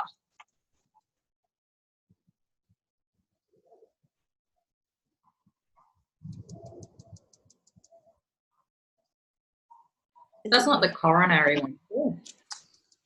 No, the coronary ligaments, if you learn about them, they're one of those ligaments that you learn about and then you sort of don't see on imaging too much. The coronary ligaments sit around the back, but they're sort of more around the porta area because there's a bit of the bare area of the liver. So coronary ligaments are not too important. So if you're going to forget any ligament of the liver, you can probably forget coronary ligaments. Sorry if they're the only one you remember. But sort of put them more to the back recess of your brain because they're not as important, particularly in imaging and surgically and things like that. I'll give you a clue. It's called ligamentum venosum. And venosum's not a eponym, surprisingly. The ligamentum venosum, it's really confusing. I started the tutorial before I started recording it talking about there were fetal structures. So it's a remnant of a fetal structure that's called the ductus venosus. And so it's called the ductus venosus. The ligament becomes ligamentum venosum. I'll explain it. You also have other ligaments called the falciform ligament and ligamentum teres. And they're important because they're going to sit in this region as well. So the ligamentum venosum is what separates the caudate lobe from the rest of the liver, and particularly the left lobe of the liver, because you can sort of see it over here. This is all left lobe, and you can see it's more to the left side. So we can see it sonographically. This is a long axis view. So this is towards the head and towards the feet. And so this is the diaphragm here. And this is the bottom part of the liver, and we're over the left side of the patient. And this white line is ligamentum venosum, and we see it on every ultrasound image, every abdomen ultrasound we have to do. We have to identify ligamentum venosum, so it is a more important one. You can see it here. You can sort of see where it's sitting. This is a CT scan. The IVC, this has got intravenous contrast in it, which outlines the aorta, and that's the origin of the SMA, because we're at the level of the pancreas that we talked about at the start. And you can sort of see this rounded bit of the liver sort of sitting in here, which is all caudate lobe. The IVC, this is a hard picture to demonstrate the IVC because the aorta is covered, like filled with contrast, but the IVC is not yet. And that's the time at which this image was taken, which you're not supposed to understand yet. Basically, when we inject intravenous contrast into the patients, we can time the CT scans and we can do an arterial phase or a venous phase because it gets processed and comes out of the arterial phase first, and the venous phase is a bit slower. But this is the aorta and this is the IVC, and remember we talked about the IVC being encapsulated by the liver, and then the caudate lobe sits in here. We've talked about that. Now we want to talk about the falciform ligament, because to understand the ligamentum venosum, we have to understand the falciform ligament and ligamentum teres. This is where the falciform ligament sits, and I was going to say what segments does it separate, but it separates segment 4 from segments 2 and 3. And so it sort of divides up the left lobe of the liver into right and left components. So our middle hepatic vein would probably sit through here, and so this would be segment 4 through here, and then this would be segment maybe 2 because we're quite high, 2 or 3 over here. Am I sort of making sense so far or not really? Want me to keep going? Anyone got any questions? Do you know what the falciform ligament is, besides being a ligament?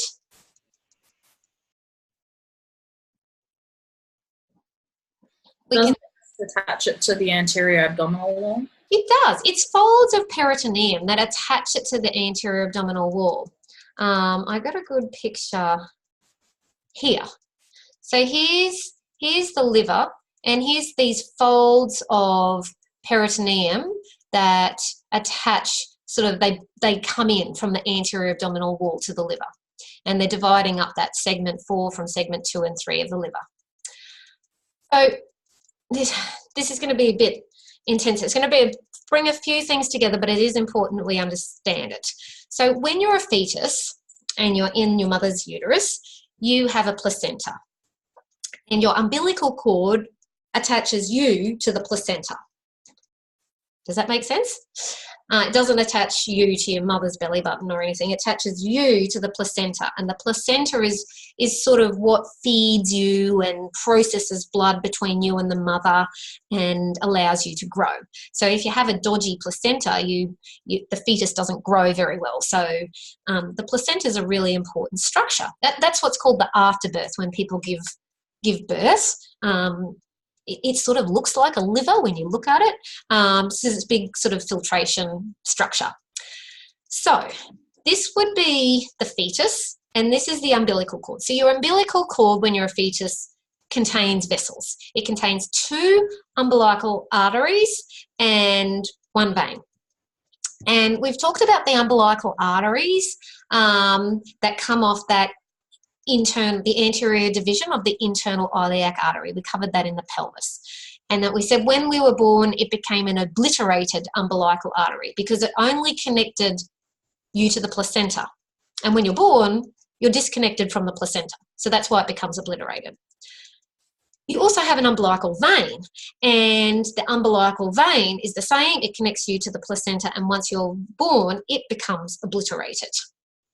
So the umbilical vein sort of will go up towards your liver when you're a fetus, and the umbilical artery actually runs down and it joins onto those anterior division of the internal iliac artery, and it sits around your bladder.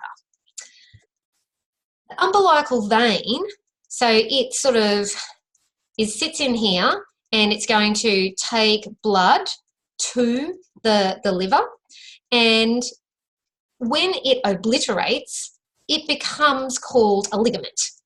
And that ligament can either be called the round ligament or ligamentum teres. That should have a capital T because it's named after someone. That's me typing badly. So that should have a capital T. And so the ligamentum teres is this obliterated umbilical vein. Here's your placenta. Here's the umbilical vein that's bringing blood to your liver. And then it sort of joins up with the portal vein branches. Then there's a continuation of it that comes up and it drains into the hepatic veins, and that's called ductus venosus. Very confusing. Anyway, this obliterated ductus venosus becomes your ligamentum venosum, which is what separates your caudate lobe from the other lobes of the liver. This obliterated umbilical vein becomes either the round ligament or the ligamentum teres. So this is a fetus here. So this is its head, its neck, its chest, its tummy, its pelvis down here, and this is its umbilical cord, which carries all of those vessels. And the umbilical arteries are down this way, and the umbilical vein comes up. And it's really important because we look at that umbilical vein in fetuses, so we do end up having to know about it and what it becomes. So you can see that it's attaching sort of the belly button region up towards the liver. It runs through sort of the liver region towards the IVC. And so you can see the round ligament here. This is what was attaching your belly button up to your liver. And that was your umbilical vein. So that becomes your ligamentum teres or round ligament. And then the top part that joins up your that separates your caudate lobe from the rest of the liver was the continuation that joined up towards your IVC, and that was called your ductus venosus, and that becomes your ligamentum venosum.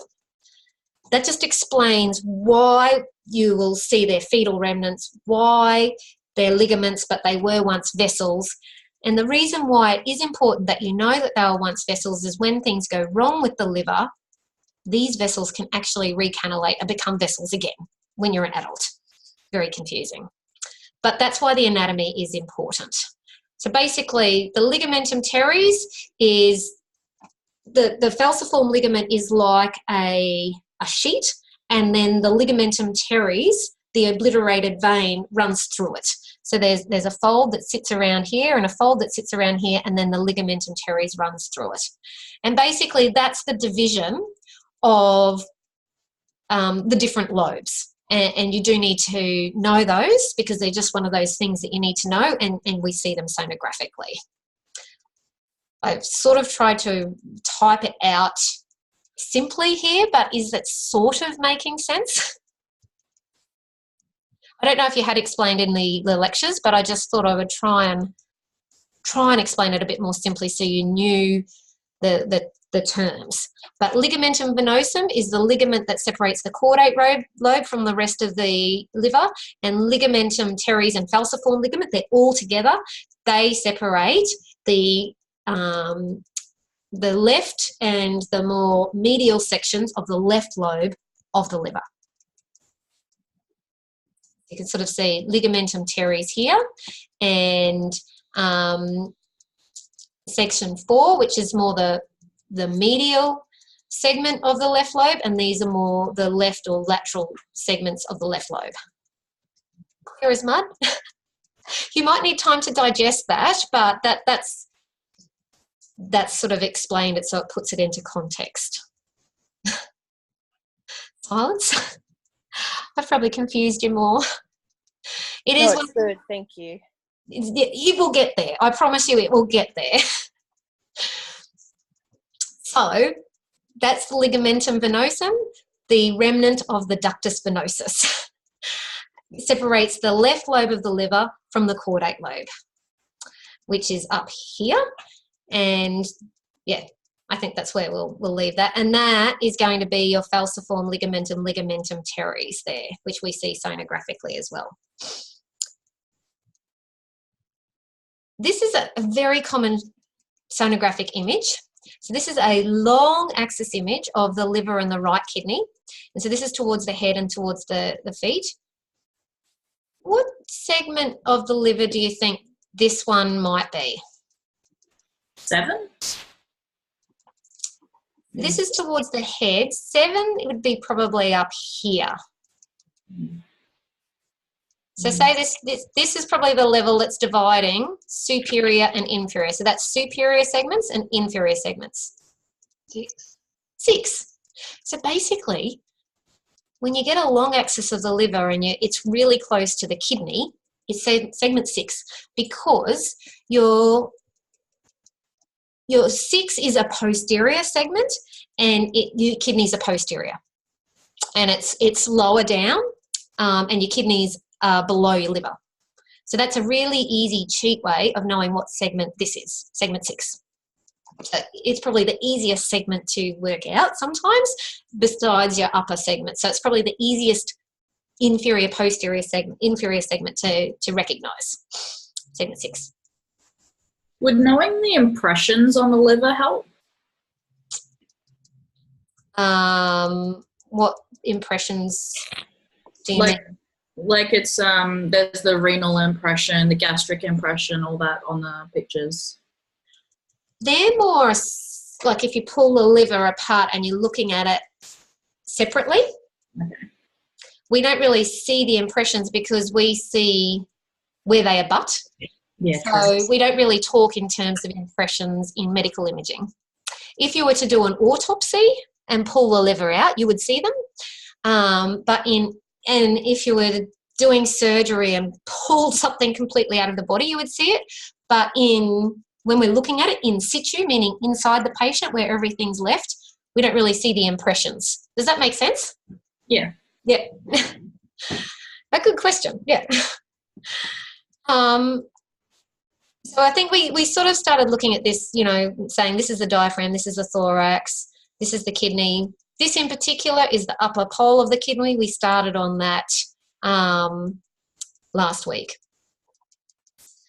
This is the spleen. The spleen tissue looks very similar to the liver tissue.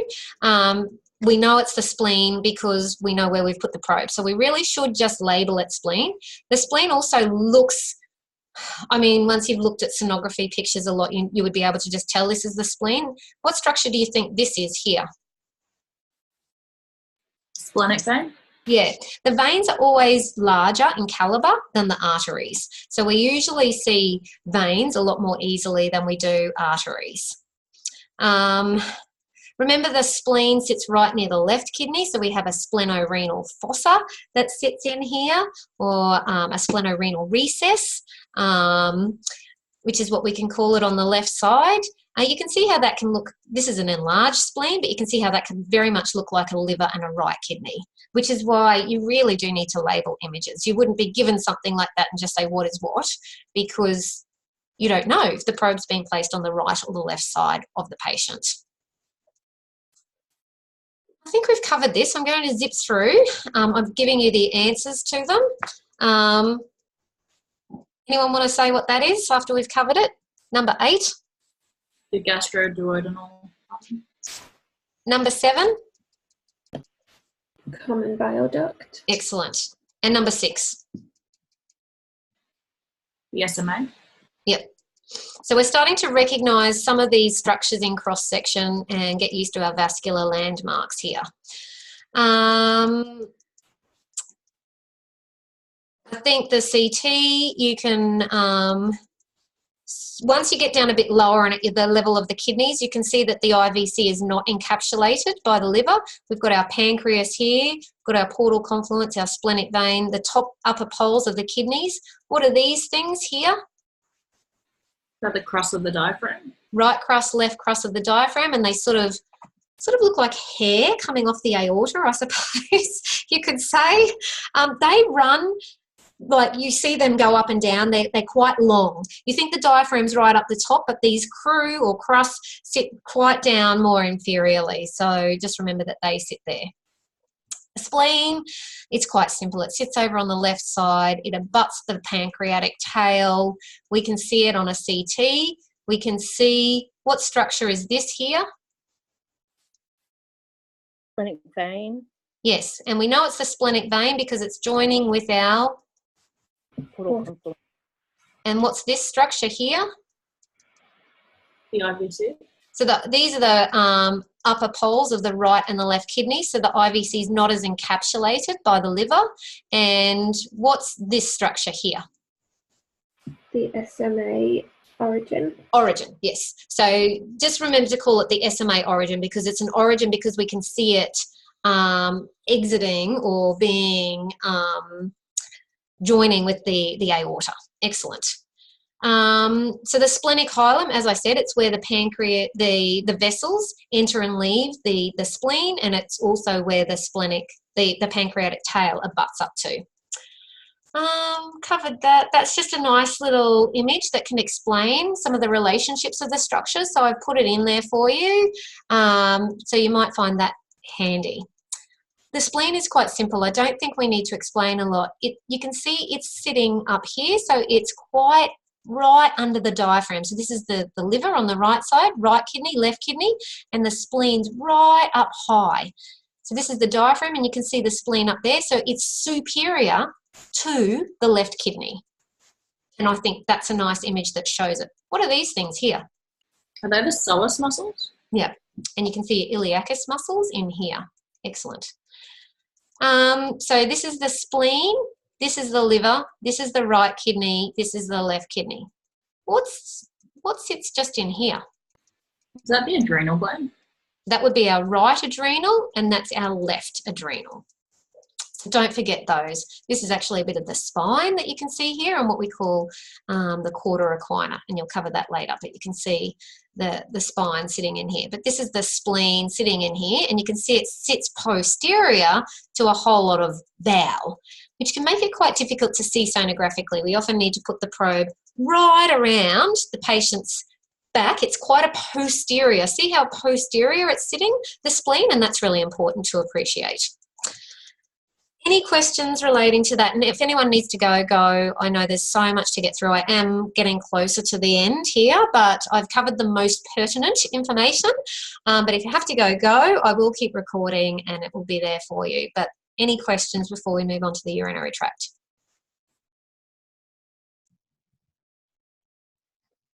No? I haven't been checking the chat, but just please interject. You are not rude. I would much rather you interject. Okay, urinary tract, so kidneys, ureters, bladder, and urethra. We covered urethra and bladder to a degree in the pelvis, so some of that has a bit of crossover. You can see the right kidney and the left kidney, they're posterior structures, although this is the spleen. This is really confusing. I was thinking that was weird. This is an image from the back because your right kidney often sits a bit lower than your left kidney. Why is that? Because of the liver, the right lobe of the liver. So the liver is larger than the spleen. So, you know, the diaphragm's at the same level, but the liver, because it's larger than the spleen and they both sit superior to the kidneys, it pushes your right kidney generally a little bit lower than your left kidney. So this is a weird image. It's looking from the back, and so it's showing your spleen, but this is the left side of the patient and this is the right side of the patient. Okay. Pancreas we call retroperitoneal, and most of it's retroperitoneal, and your kidneys are retroperitoneal as well, as is your aorta and your IVC. I won't go too much because Sharon's probably explained the anatomy of the kidneys. This isn't a lecture. Was there any questions relating to the anatomy of the kidney? It is important that you appreciate that they have a cortex and a medulla. A lot of organs, like your adrenals, have a cortex. Cortex means outer and medulla means inner. And if you get confused, just always think cortex, outer, medulla, inner. So the cortex is the outer section and the medulla is in. So the pyramids sit deeper, and so they're called the medullary pyramids. And then we have calyces, and the calyces are actually part of the draining structures. So they're what's draining the wee. So you have major areas of draining and smaller areas of draining, so minor and major calyces, and then they all join to join this renal pelvis, which then joins onto the ureter, takes the wee down to our bladder. That's probably the easier way to think of it. So as I was talking about, hilum is where the ureter and the renal vessels all enter and exit the kidney. So the renal artery really enters the kidney at the hilum, and the renal vein leaves the kidney at the hilum, and the ureter is leaving the kidney at the pelvis, at the hilum.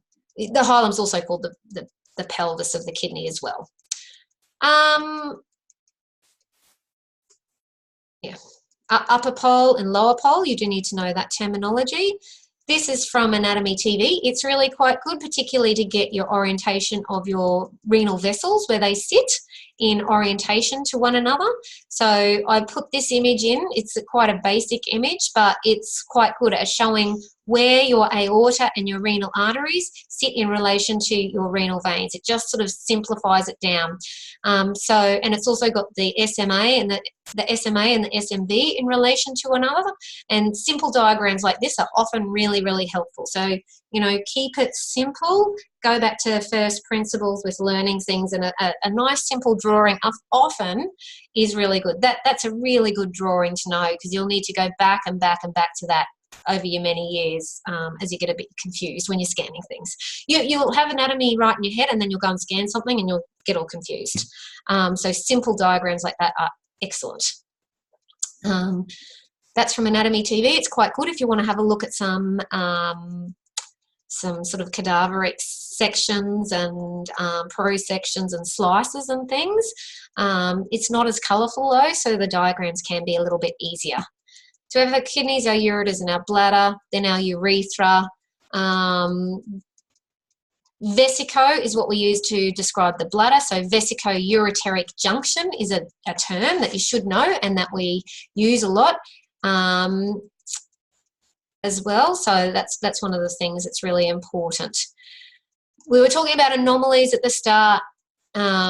Duplex kidneys and duplex collecting systems are really common. You're not going to get asked about it on the test. You're not getting asked about any anomalies.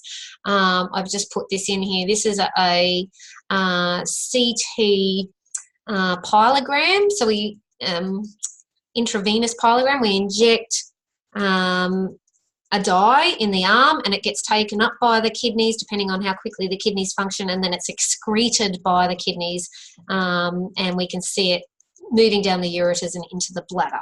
You don't have to know about the whole process of that. What it is, this was a good picture, and this is a CT of someone that's slightly plump. There's quite a bit of fat around there. You can see their abdominal wall, you can see their spine, you can see their kidneys, and you can see where the ureters are sitting. What's this structure just here on either side of the spine? The psoas muscles. Psoas muscles. Can you see that the ureters are going to sit right anterior to those psoas muscles? This was a good picture. These were your kidneys. These are your IVC here, so right renal vein, left renal vein, aorta. And we can see our psoas muscles running down here, and can you see the ureters sit right anterior to the psoas muscles? So that's an important relationship to note, because sonographically we can't see the ureters. We have to know where they sit, particularly if someone has something wrong with them and we have to go looking for the ureters. We think, where do they sit? The abdomen's so huge, but if you know that they sit immediately anterior to the psoas muscles, you can go and find that and find them. And so that's why knowing that anatomy is quite important. I think Sharon's covered this extensively, the different components. So that's all covered in the lectures. We've got, as I said, bigger calyces, which are major. The pyramids are more the stringy fibrillar bits. The calyces are where the fluid is seen to accumulate. This was an older image, not really one of mine. This is the outside of the kidney. Gerota's fascia I'll go over very shortly. Then you've got the proximal ureter and you've got the vein. Can you see that the vein is quite a bit bigger in calibre than the artery? The renal arteries are really difficult to find, which is why knowing where they sit in relation to the renal veins is quite important. And usually on ultrasound, the renal veins are huge and massive because the veins are much bigger in calibre than the arteries. This was this is an MR image, and it's a coronal MR image. So we can see the liver sitting up here, the spleen, the left diaphragm, the upper pole and the lower pole. There's cysts, don't worry about those, of the kidneys. And you can sort of start to see the psoas muscles sitting in here. There probably is many things as you need to know from that diagram. We haven't quite done any of the spine yet, so you shouldn't need to know. That's just the intervertebral disc and the vertebral body, but don't worry about that. You haven't done cauda equina yet either. This is important. So a long axis view of, and it's important that we've told you which kidney it is. So because we've said it's of the right kidney, you should refer to these structures, and because it's right kidney, you should know that this structure here is the Liver. Yeah. This is where we can see the cortex. So the cortex is the outer part of the kidney. See this darker area? That's really what we call the cortex. See this little dark round circle? We can really call that the medullary pyramid region. And then this central bright area, so fat is really bright on ultrasound. So the center area, which is really the medulla, but we can also call it the renal sinus because the sinus contains fatty tissue, and that's why it's bright. And it sort of sits, all that fatty tissue sort of sits all around these central structures here. And so there are multiple names that you can call these areas that can be correct. This central area can be called the renal sinus. It can also be called the renal medulla. Either of those are correct because anatomically they are both correct terms. So these could be the renal pyramids. They could be, you can call them the medullary pyramids. So these dark areas really become part of the medulla. The cortex is this tissuey sort of structure on the outside, and this isn't a very good view because the way it's been copied, it's not even showing you the tissue up the top there. So this is the superior pole and the inferior pole of the right kidney. If you were asked a question and didn't use right kidney in the answer, it would be incorrect because the way to diagnose things is to use those terms. As I said, don't forget about your adrenal glands and your right and left adrenal glands. They're really important.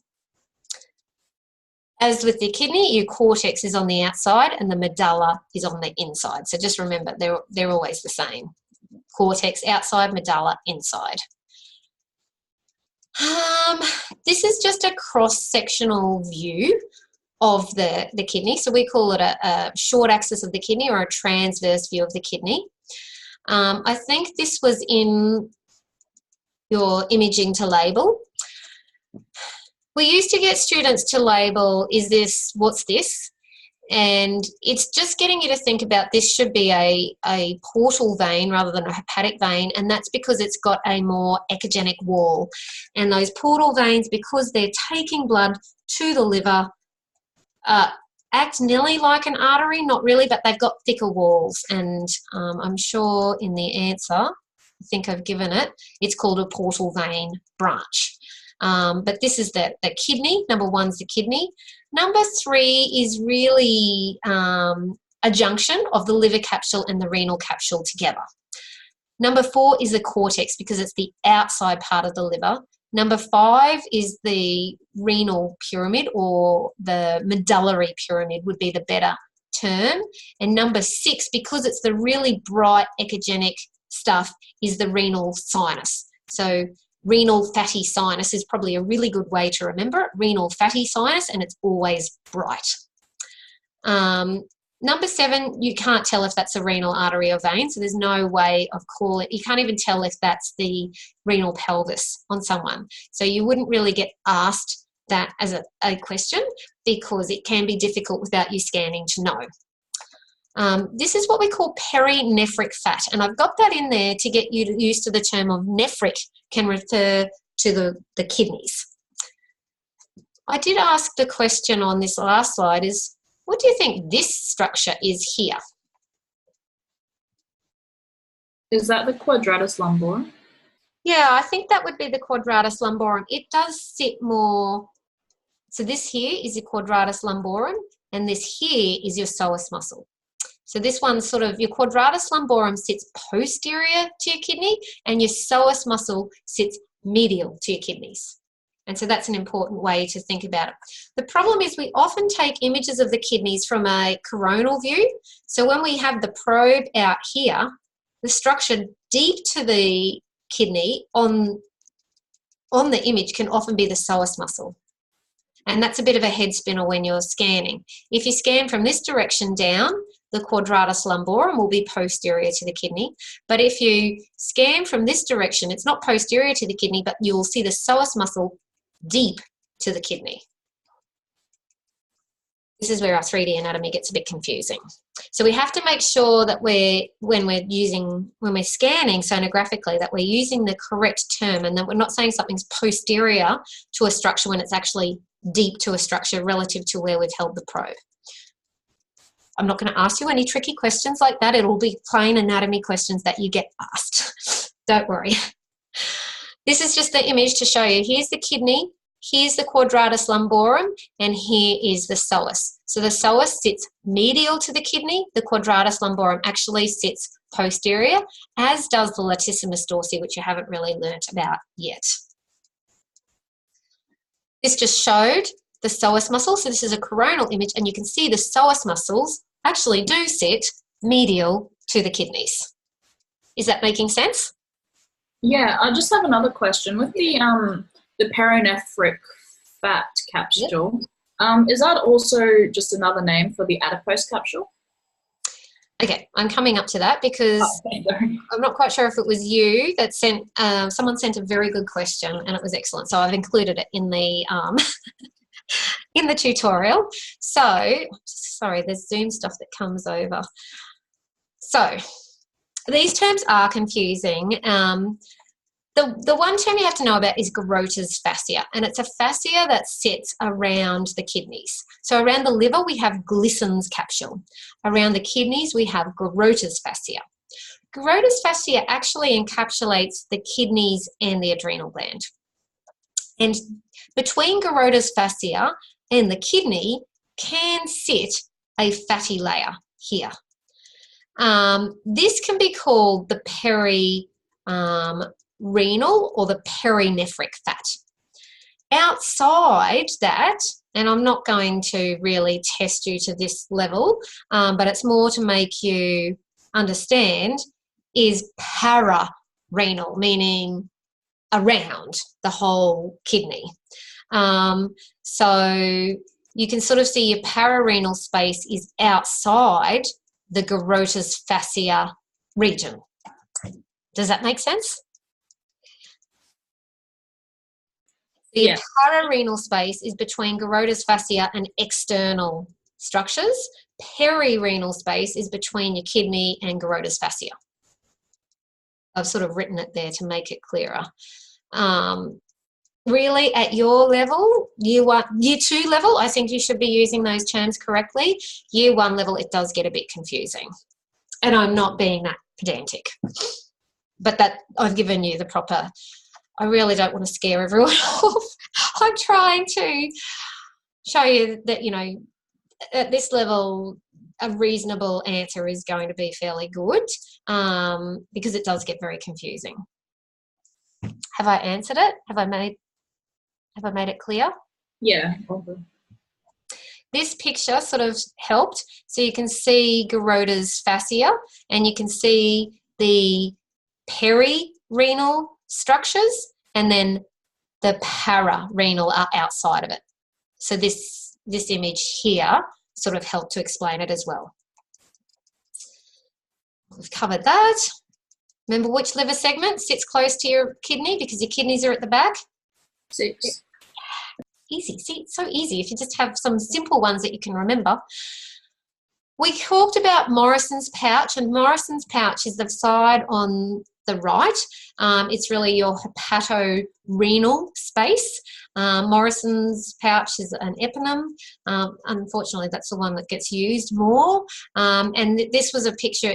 The peritoneal cavity is a space where potentially fluid can sit, and it's not very common. But that's really the only thing that is what we really classify as sitting within the peritoneal cavity. And you can see it in Morrison's pouch. It's the most gravity-dependent pouch, or where fluid will sit in the body, and when the patient is supine. And when someone's ill or you're scanning them for an ultrasound, they're generally supine. So it's the place, if you see fluid there, you've got to go looking at other places. But you just need to know there's a space there called Morrison's pouch, or the hepatorenal recess or fossa. I think we covered this one last week, so I won't go too much into it. We've got our abdominal wall, our linea alba, our rectus abdominis, our transversus abdominis, internal oblique, external oblique. We've covered these, which you should know today quite well. The psoas muscles. Yep, so our kidneys will sit lateral to this and this one here. Quadratus lumbar. And our kidneys will sit anterior to that. Excellent. Bladder, I've given you the answers here, just so that we don't have to go over it. This is straight out of lectures. These are our vesico-ureteric junctions. It's important to see that they sit at the back, so they are posterior. This is the trigone region, and the reason it's important to notice that those vesico-ureteric junctions are posterior is because we will look at them sonographically and need to know that they're going to come around from the back and then spurt wee into the bladder. So the wee is going to go from posterior to anterior in the bladder. We've got the muscle layers of the bladder. I'm going to skip over it, but these are the images that you'll probably, I'm going to see if you can get at res school, so it's really important that you understand these. This image labeling did not tell you if they were long or short axis images of the bladder. So this is a long axis image and this is a short axis or transverse view of the bladder. Sonographically, most people can tell that because in the long axis, the bladder, can you see it sort of looks more like a triangle, or like nearly Tasmania sort of there. It always looks like that in the long axis view, and this is a transverse view and it tends to look more square in shape. So this is the long axis view. This is towards the head, this is towards the feet, this is anterior, and this is posterior. So this is a male and they have a prostate that is sitting inferior to the bladder, because this is towards the head and this is towards the feet. This is a transverse view. So this is right and this is left. This is anterior and this is posterior. The prostate also sits sort of posterior and inferior to the bladder, which is a bit confusing. This is a male and this is a prostate here, it looks like. Yeah. And then that's tricky. But what I want you to get out of this is anterior and this is posterior. And this is a jet of urine, which is coming from the left vesico-ureteric junction. So the urine would have come down and it comes to the bottom of the bladder, and then it comes, the vesico-ureteric junctions are at the back. So see, this is like looking at the bladder from the back, and the vesico-ureteric junctions are more at the back. And then it pushes wee forward. So the wee comes in here, it goes psh, and then there's another vesico-ureteric junction here, and this is with colour, or this is with power Doppler, but we can see these jets of urine entering the bladder, and we look at that to make sure that the kidneys are functioning normally. So there should be equal jets of urine entering the bladder from the right and the left kidneys, and they should be the same size, meaning that the same amount of urine is coming from both kidneys, and they should be there evenly as well. We won't see them if someone hasn't drunk any water, or we won't even see the bladder full if someone hasn't drunk any water. But from this image, the vesico-ureteric junction is at the back and it's pushing the wee forward and across to the other side of the bladder. So they're the more important things that I wanted you to take out from those images. Does that make sense? Got the rectum at the back here because this is anterior and this is posterior. It's also sort of the way we have to look at the bladder is angle a bit from superior to inferior as well. So this is a bit of an oblique transverse image. But if you scan it at res school, it will make a little bit more sense. Is there any questions about these ureteric jets? We call them ureteric jets because we're meaning it's a jet of urine that's being propelled from the ureter into the bladder. And then once the bladder gets to a certain size and we want to do a wee, then the urethra will open up and expel the urine from the bladder out into the toilet. No questions? Renal arteries and veins, we've covered. Cross-section of the adrenal. We've got the cortex on the outside, the medulla on the inside. That's the main thing that you need to get your head around. Renal arteries, they attach laterally to the aorta. So they're what we call lateral branches. They're 1 centimetre inferior to the SMA origin. So that's our SMA origin here, and that's our inferior mesenteric artery origin. So you can see the inferior mesenteric artery is a much smaller caliber vessel than the renal arteries, and these are quite small. And remember, our superior mesenteric vein does not join onto our IVC. It joins up with our splenic vein to make our portal vein. Our renal artery, then we've got the different vessels that Sharon has explained in the lecture.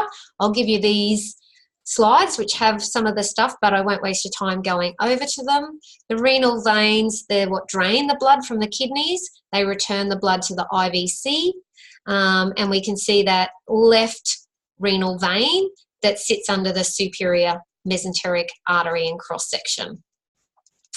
I've given you the answers to these in the slides. I'm just cognizant of time. We've covered the different parts of the kidney here. The term papilla is this, and we used the term papilla earlier today as the opening. So it's really the opening between these pyramids to the calyces, and that's what that papilla is. It's this semicircular opening here. Try and define what some of those terms are, because we will use them in multiple different areas of the body. Here you can even see the psoas muscle shadows on a plain x-ray. This is what we call a IVP. You don't have to know too much about that, but you should be able to pick out that this is the renal pelvis, the ureter, the bladder here. And you can see a major calyx, it's bigger, and the minor calyx is small. The fornix is really the indentation of where that papilla sits, so that's another one where we're using another term to describe the same thing. The main thing here is that we can see the cortex on the outside, the renal sinus in the middle, and the renal pelvis is really the exit and entry point. These are the medullary pyramids, these little dark areas here, and we can see a bit of renal sinus, which is renal fatty sinus, which is this bright area in the middle. Any questions about the ultrasound images? No? What's this structure? It looks posterior, but it's actually going to be, this would have been taken from a lateral approach, a coronal view of the kidney here. So what do you think this structure that's sitting deep to the kidney would be? The psoas muscle? Yep, and that is the most common appearance that you're going to see of the psoas muscle. It's deep to the kidney, but it's because you're coming from a coronal approach, and it actually sits medial to the kidney, but because your probe is, because your probe's lateral and coming in, you're seeing the psoas muscle here, deep to the kidney, but it's actually medial to the kidney. Upper pole, lower pole, we go over that. The renal vasculature, we do studies to look at it, so the vessels and the names of the vessels are important. I've given you the slides. I'm not going to take up your time. This is imaging of the bladder. This is what do you think? This is a long axis or a transverse view here? Maybe a long, because it looks a bit more squared. So the square one actually is transverse, but this looks a bit more like Tasmania. This is long axis. Also, long axis we measure in 2 planes. Transverse we only measure in 1 plane. You're not going to get asked anything like that, so don't stress. Everything should be labelled. I was just saying, if you listened. These are those ureteric jets. So this is a transverse view of the bladder. This is anterior. This is posterior. This is right. This is left. This is the left ureteric jet because it's coming from our left vesicoureteric junction and pushing the wee anterior to the right. This is where the right vesicoureteric junction sits, and this one has a left ureteric jet and a right ureteric jet, but there's no right ureteric jet coming across here. This is just to the left. So left vesicoureteric junction pushes the wee over to the right. Right vesicoureteric junction releases the wee and pushes it over to the patient's left. Michelle, Yeah? should we focus on all types of the images, like the Doppler, the CTs, and also the ultrasounds, or what do you want us to really? Obviously, we have to know all of it in time, but do we really need to know like the detail of these? No, just the simple things that I'm getting you to go over. You're not going to be asked to say, is this a transverse, you know, what type of image is it? I'm just giving you little tips. No, and not really, you're not even going to be asked about this. This is more getting you to realise that the vesicoureteric junctions sit posteriorly. So anterior, posterior, right and left. Does that make sense? When I said I want you to appreciate the vesicoureteric junctions are at the back, because you're going to scan this at res school. Hopefully someone has some wee in their bladder. That's more, this is more of a crossover between pelvis and abdomen. But what details are you worried about having to know from these? I find it a little bit difficult to know the cross sections, and like when you get given an image where it sort of just all looks very generic, like a blob, you really have to find those landmarks or those little differences. Focus on the images that we've talked about in the tutorial. The CT images of the abdomen are important because it's all showing you the relationships of the structures. The ultrasound images are more bizarre.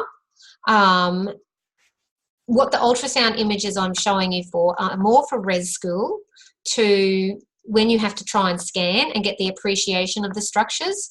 But it would not be fair to show you a long axis image of the main portal vein and arse structures, because it's not a true transverse or longitudinal image at this stage. The portal triad is important, that cross-section of the portal triad. That's really important that you understand those structures and those relationships of structures, which you can see how quickly we're going through some sections in the tutorial and spending more time on others. Does that make sense? Yes. Where we spend more time is where it's more important for you to spend more time.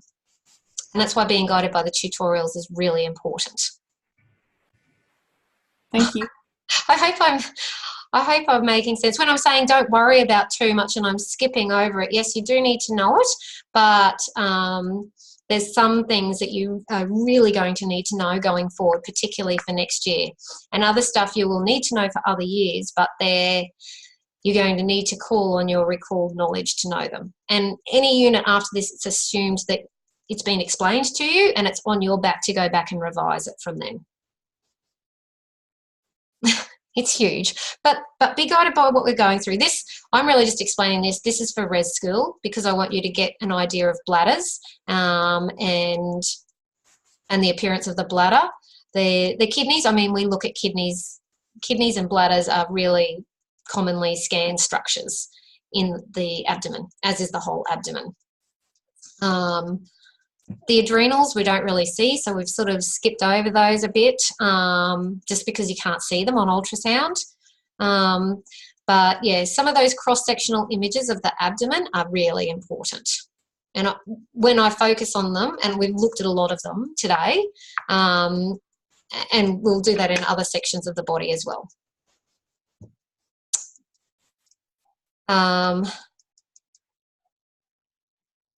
You even have to look at kidneys in fetuses, so knowing where they sit is important, but I'm not going to go over that. I'm not going to be giving you fetal ultrasound images, although you will be scanning the fetus at res school to get a look at them.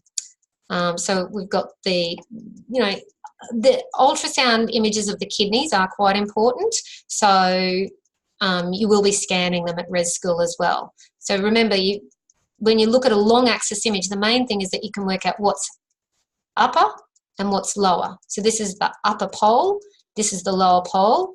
The outside area is going to be the cortex. The inner area is going to be the renal sinus. And what do you think this area here is? The renal pyramid. Yeah, renal pyramid or medullary pyramid, either. See how multiple terms can be used. And what's this bright stuff called? The renal sinus. Yeah, and it's bright because it's fatty. Yep. They've called that perirenal fat. I didn't make up these, but this is possibly here this is probably a bit of your psoas muscle, this stripy thing down here, because it's come from a bit of a coronal view. Images like this, I would think that you should be able to interpret. So once again, you've got to have a strategy. When you think of blobs, when you get confused, go to your spine. Always go to your spine. Go, okay, here's my spine. Immediately sitting anterior to my spine is my aorta. These are the cross of my diaphragm. There's same sort of things on either side. So I can see that if I've got bilateral structures and they're not immediately close to the spine, they're not the psoas muscles. So I'm seeing the kidneys at this point. There's a bit of the liver over here, and the spleen is an organ over here. This is the aorta, then this must be the IVC. I can see what looks like splenic vein here and portal confluence. So this must be a bit of pancreas. What do you think this structure here is? Is it the SMA? Yeah, and it's the same things that we've been going over. Like we're going over the same thing. What are these things just sitting in here? The psoas muscles. And this here? It's on the right side of the body. The liver. Liver, and this one here, right under the diaphragm on the left side of the body. Spleen. And it's at the back. So see how this is a coronal view, and we're at the psoas muscles when we can see the spine. So we know it's a coronal view right at the back because we can see the spine. And so we can see, if it was more anterior, what do you think we would see at the left side of the body? Up in this region up here. The liver? Like the left lobe of the liver? Oh yeah, you could see a bit of the left lobe of the liver. And what else would sit at the front on the left? What sits anterior to the spleen? The stomach? Yeah. The pancreas? Yeah, the stomach. The stomach. The pancreas sits medial to the spleen. So this is the pancreatic tail. See how it sort of abuts the spleen, but it sits medial to it? This is the spleen is lateral to the pancreatic tail. Is that making sense? Yeah. But the stomach can tend to sit in here anterior to the spleen. Was the dotted bit on the side that was a little bit more highlighted? Is that the intestines and poo down the bottom? This here? Yeah. And yeah. So what happens is when you have a CT scan, you drink oral contrast, as well as you can get injected with IV contrast. And the oral contrast is to define what is bowel and stomach and things like that. So you'll often see bright structures in the CT scans to help you delineate. So the bowel and the stomach and the colon we call as hollow organs. So you'll often hear hollow organs and solid organs. So anything that's not hollow is a solid organ. So your solid organs are your liver, your spleen, your kidneys, your pancreas, things like that. Your hollow organs are your stomach, your duodenum, your small intestine, your large intestine. We've just got adrenal. I think I've given you the answer. I'm skipping over this. Digestive system. It is important to understand your stomach. Like I said, it sits on the left. It's important to know where it sits. So here you can sort of see that it's sitting anterior to our pancreas and sort of anterior to our spleen. It sort of sits superior to our large bowel. It is important to know the different parts of the stomach, and we're running out of time. We do have the gastroduodenal junction, and we have the distal end of the stomach is called the pylorus. And I'm not quite sure if Sharon went over that well. I talked about the umbilical vein and that we can see it on a fetal ultrasound. So this is the fetal stomach and this is the umbilical vein. And that heads over towards the liver on the patient's right and the stomach sits over to the patient's left. we do a measurement of a fetus called the abdominal circumference. So we have to know that the stomach sits to the patient's left, and we have to know about the umbilical vein, which is why it's been really important that we spend time on that this morning. The pylorus of the stomach, so we have a gastroesophageal junction. Gastro means stomach. So a gastroesophageal junction is where it joins the esophagus to the stomach, and it's the proximal end of the stomach, and then the distal end of the stomach is your gastroduodenal junction, which is your pylorus or your pyloric canal. So that anatomy is quite important. We scan it with ultrasound on infants. They can have a thing called projectile vomiting, where they will feed and then they'll just spurt vomit that travels for 10 meters.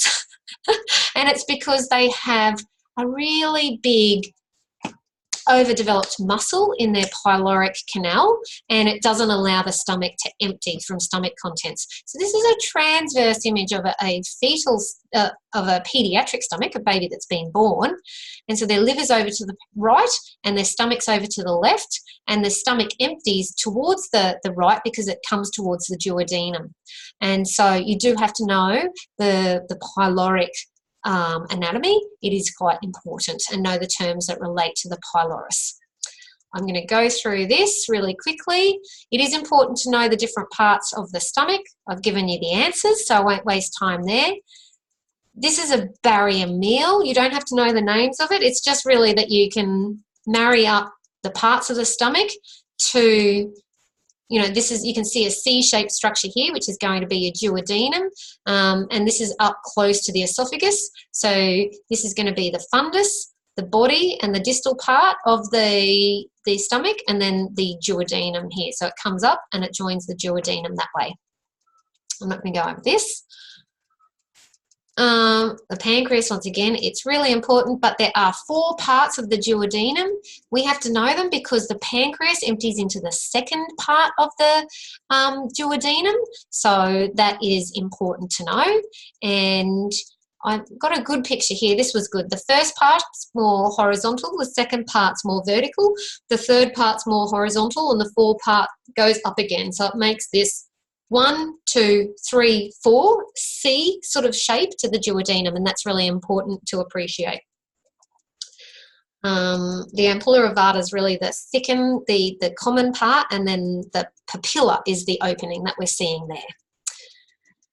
Ileocecal junctions, really important. We look at the appendix a lot. So the cecum is the very first part of your large bowel. So the ileum is the distal part of your small bowel. So you've got jejunum, which is the more proximal and superior part of your small bowel, and the ileum, which is the distal and inferior part of your small bowel. And so the jejunum is what connects up to your duodenum. That's the J-E-J-E, however you spell it. And then you've got your ileum, I-L-E-U-M, that attaches to your large bowel, and it does so at your ileocecal junction. And so you've got 2 little holes here, your ileocecal junction where your small bowel joins your large bowel, and then the orifice of your appendix, which is a remnant part. We don't really think it does anything. Maybe it's there for infection control reasons, but it's a little blind-ended tube that pops off the distal end of the cecum, which is this. The cecum's like doesn't have as many horstrations, which are the bubbly bits of the bowel, and it sits right there, and the cecum is quite an important structure that we need to identify sonographically. We need to identify this ileocecal junction, so that's quite important, and we have to look at the appendix, and we have to know that the appendix sits right near the ileocecal junction. So you can see the appendix here, so you can see your ileum, ileocecal junction, cecum, and then you have to know ascending colon, hepatic flexure, transverse colon, splenic flexure, descending colon, and then sigmoid colon. And the sigmoid colon, they make it look like it's simple here, but it's quite tortuous, and then it joins onto the rectum. You can see that the jejunum is more proximal and superior, and the ileum tends to sit more inferior and distal. And haustra are the bubbly bits, in simple terms. That made sense? I'm watching the time. I'm going to have this finished by 1. we look at the appendix very commonly with ultrasound, so we can see it. So you have to know about it. You have to know where it sits. So we would say that it sits in the right iliac fossa at the iliocecal junction. Does that make sense? Yeah. Yep. Bowel, it's one of the growing areas of ultrasound, so don't underestimate the anatomy of it. This is a barium enema, and this is transferring this anatomy so that you can look at a medical imaging and know that this is right and this is left of an x-ray and this is towards the head and this is towards the feet. And so you should be able to identify these structures of a barium enema because it literally is taking textbook anatomy and transferring it to this medical image, which is what we want you to see. So what do you think this structure here is? Is that the appendix?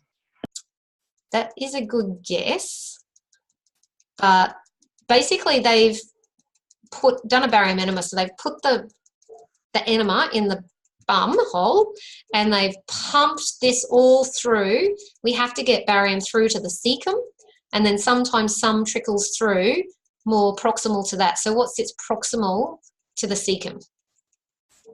The jejunum? Ilium. So the way to remember it is an iliocecal junction. So the ilium is the distal part of the small bowel because of iliocecal junction. Just like impart the word iliocecal junction into your brain and it will always make you remember that the ilium is the distal part of the small bowel because it joins onto the cecum, which is the first part of the large bowel. Does that make sense? That's the way I do it anyway. Because you use that term iliocecal junction like over and over and over again. So, yeah, if I can impart one thing that I want you to remember, iliocecal junction, it's important. So this is the ilium, and then this is quite, see how this bit's quite big and bulbous compared to the rest of it, and it doesn't have all these horstrations.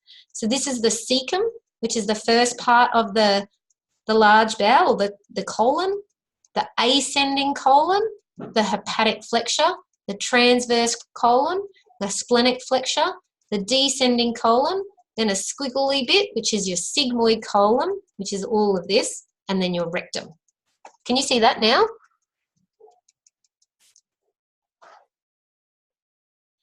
Silence. Yeah, so maybe on this patient, would they have had their appendix removed, or does that Well, the appendix, food doesn't travel through from the ilium to the cecum, so the appendix is just it's a blind-ended little tube that just sits there. So food doesn't really travel into it. If it does, that's when you can get appendicitis. It's just like a little tail thing that sits there. That's why so many of them get taken out. We can do very well without the appendix sitting in there. So your food goes through and it comes through your ilium, it comes through your iliocecal junction, the appendix just sits off the end. So we won't ever really see it on one of these structures here, on these barium. With the barium, you were saying they ingest the I don't know what you said, but we pump it up their bum. Are they just sitting for this, or they're standing, and that's why all the fluid is gravitational? This one is, so we used to do it with them in all different positions. And this one, that's a very good point. This one is standing. We would have them on this table and we'd move the table up and down, we'd roll them around. It's an awful examination. It's hideous. Yes, so this one, they are standing because there's air fluid levels. That's a very good observation. Yeah. But we pump the barium in and then we pump it full of air as well to distend it, to make it, to image it. Because normally it's quite collapsed. I mean, you do have a bit of air in there. There's always air in there, but not full of air. The poor patients would fart all the way home from these. They're awful. They're awful procedures. We don't do too many of them anymore. But it's same like this. So this looks a bit scary. But if in doubt, go to the end bit first. So what do you think this bit is? The rectum? Yeah. And then you go, oh gosh, I can't work out anything. Okay, there's two pointy bits up here. What do you think the pointy bits are? What do you think the pointy bit on the right is? Hepatic flexure. Yep. And what do you think the pointy bit on the left is? Splenic flexure. And then what's the bit that connects them? Transverse colon. And then what is this, ascending or descending over on the left side of the patient? That's descending. Yep, and what's this one? Ascending. And then what's this wiggly, squiggly bit here in the middle? The sigmoid? Yeah, they're the main bits you have to know. That's fine. All of that small bowel, don't get confused about that. But see how you've just picked out? Like you just go to this. You go point, end bit, cecum, and then you can just connect the other ones up. And that's exactly what you're doing with this. So, yeah, I've got them labelled there for you. I won't go over that. I think we've covered most of this. This has got the azygos and the hemiazygos vein. Did Sharon go through that with you? Don't stress if she didn't. We go through that in the chest anyway, because we're up in the thoracic region here. So that's more thorax. So we cover that in week 5. It doesn't really pertain to the abdomen as such, even though we can see them, but once we've covered it in the thorax, we'll be able to pick those. Right kidney, left kidney. What's this? See how big the stomach is? It depends on how much of this oral contrast the patient has drunk, or if they've drunk stuff before they have their CT. But see how, go to your spine, then go to your aorta, find your crux of your diaphragm if you can see it, then work out what's your IVC and your portal vein. Have a strategy of working out this messy stuff in here, and know the way, it's going to look different at the different levels in the body, but have a strategy of how to work through that. Once again, we go to our spine, we can see our aorta, and we go, oh, okay, I don't know, oh, I think I can recognise this. This is our splenic vein. This is going to be our pancreas, which is sitting posterior to our stomach. This is our pancreatic head here. What do we think this structure is? It sits to the right of our aorta. It's connecting up to our right kidney via this, which is a renal vein. So this is the IVC. Can you see how it looks a bit flattened? And that's quite important because on some people, when they lie down, the IVC does get a little bit flatter. It's not as rounded. The aorta always tends to look round, but this IVC can look different in calibre, and it does on ultrasound as well. And we talk about that the veins are compressible and arteries are much more robust because they have those 3 walls. They've got the adventitia, the media, and the intima wall levels, which keeps them nice and rounded in shape. Any questions about that picture? No? I think we've gone through most of these. These are just additional images. I think I'm finished. Finally, the end. Oh, I knew we had so much to cover today, but I did want to make sure people got that level of understanding, particularly in the first part of the tutorial. Were there any questions? I'm going to stop the recording now. So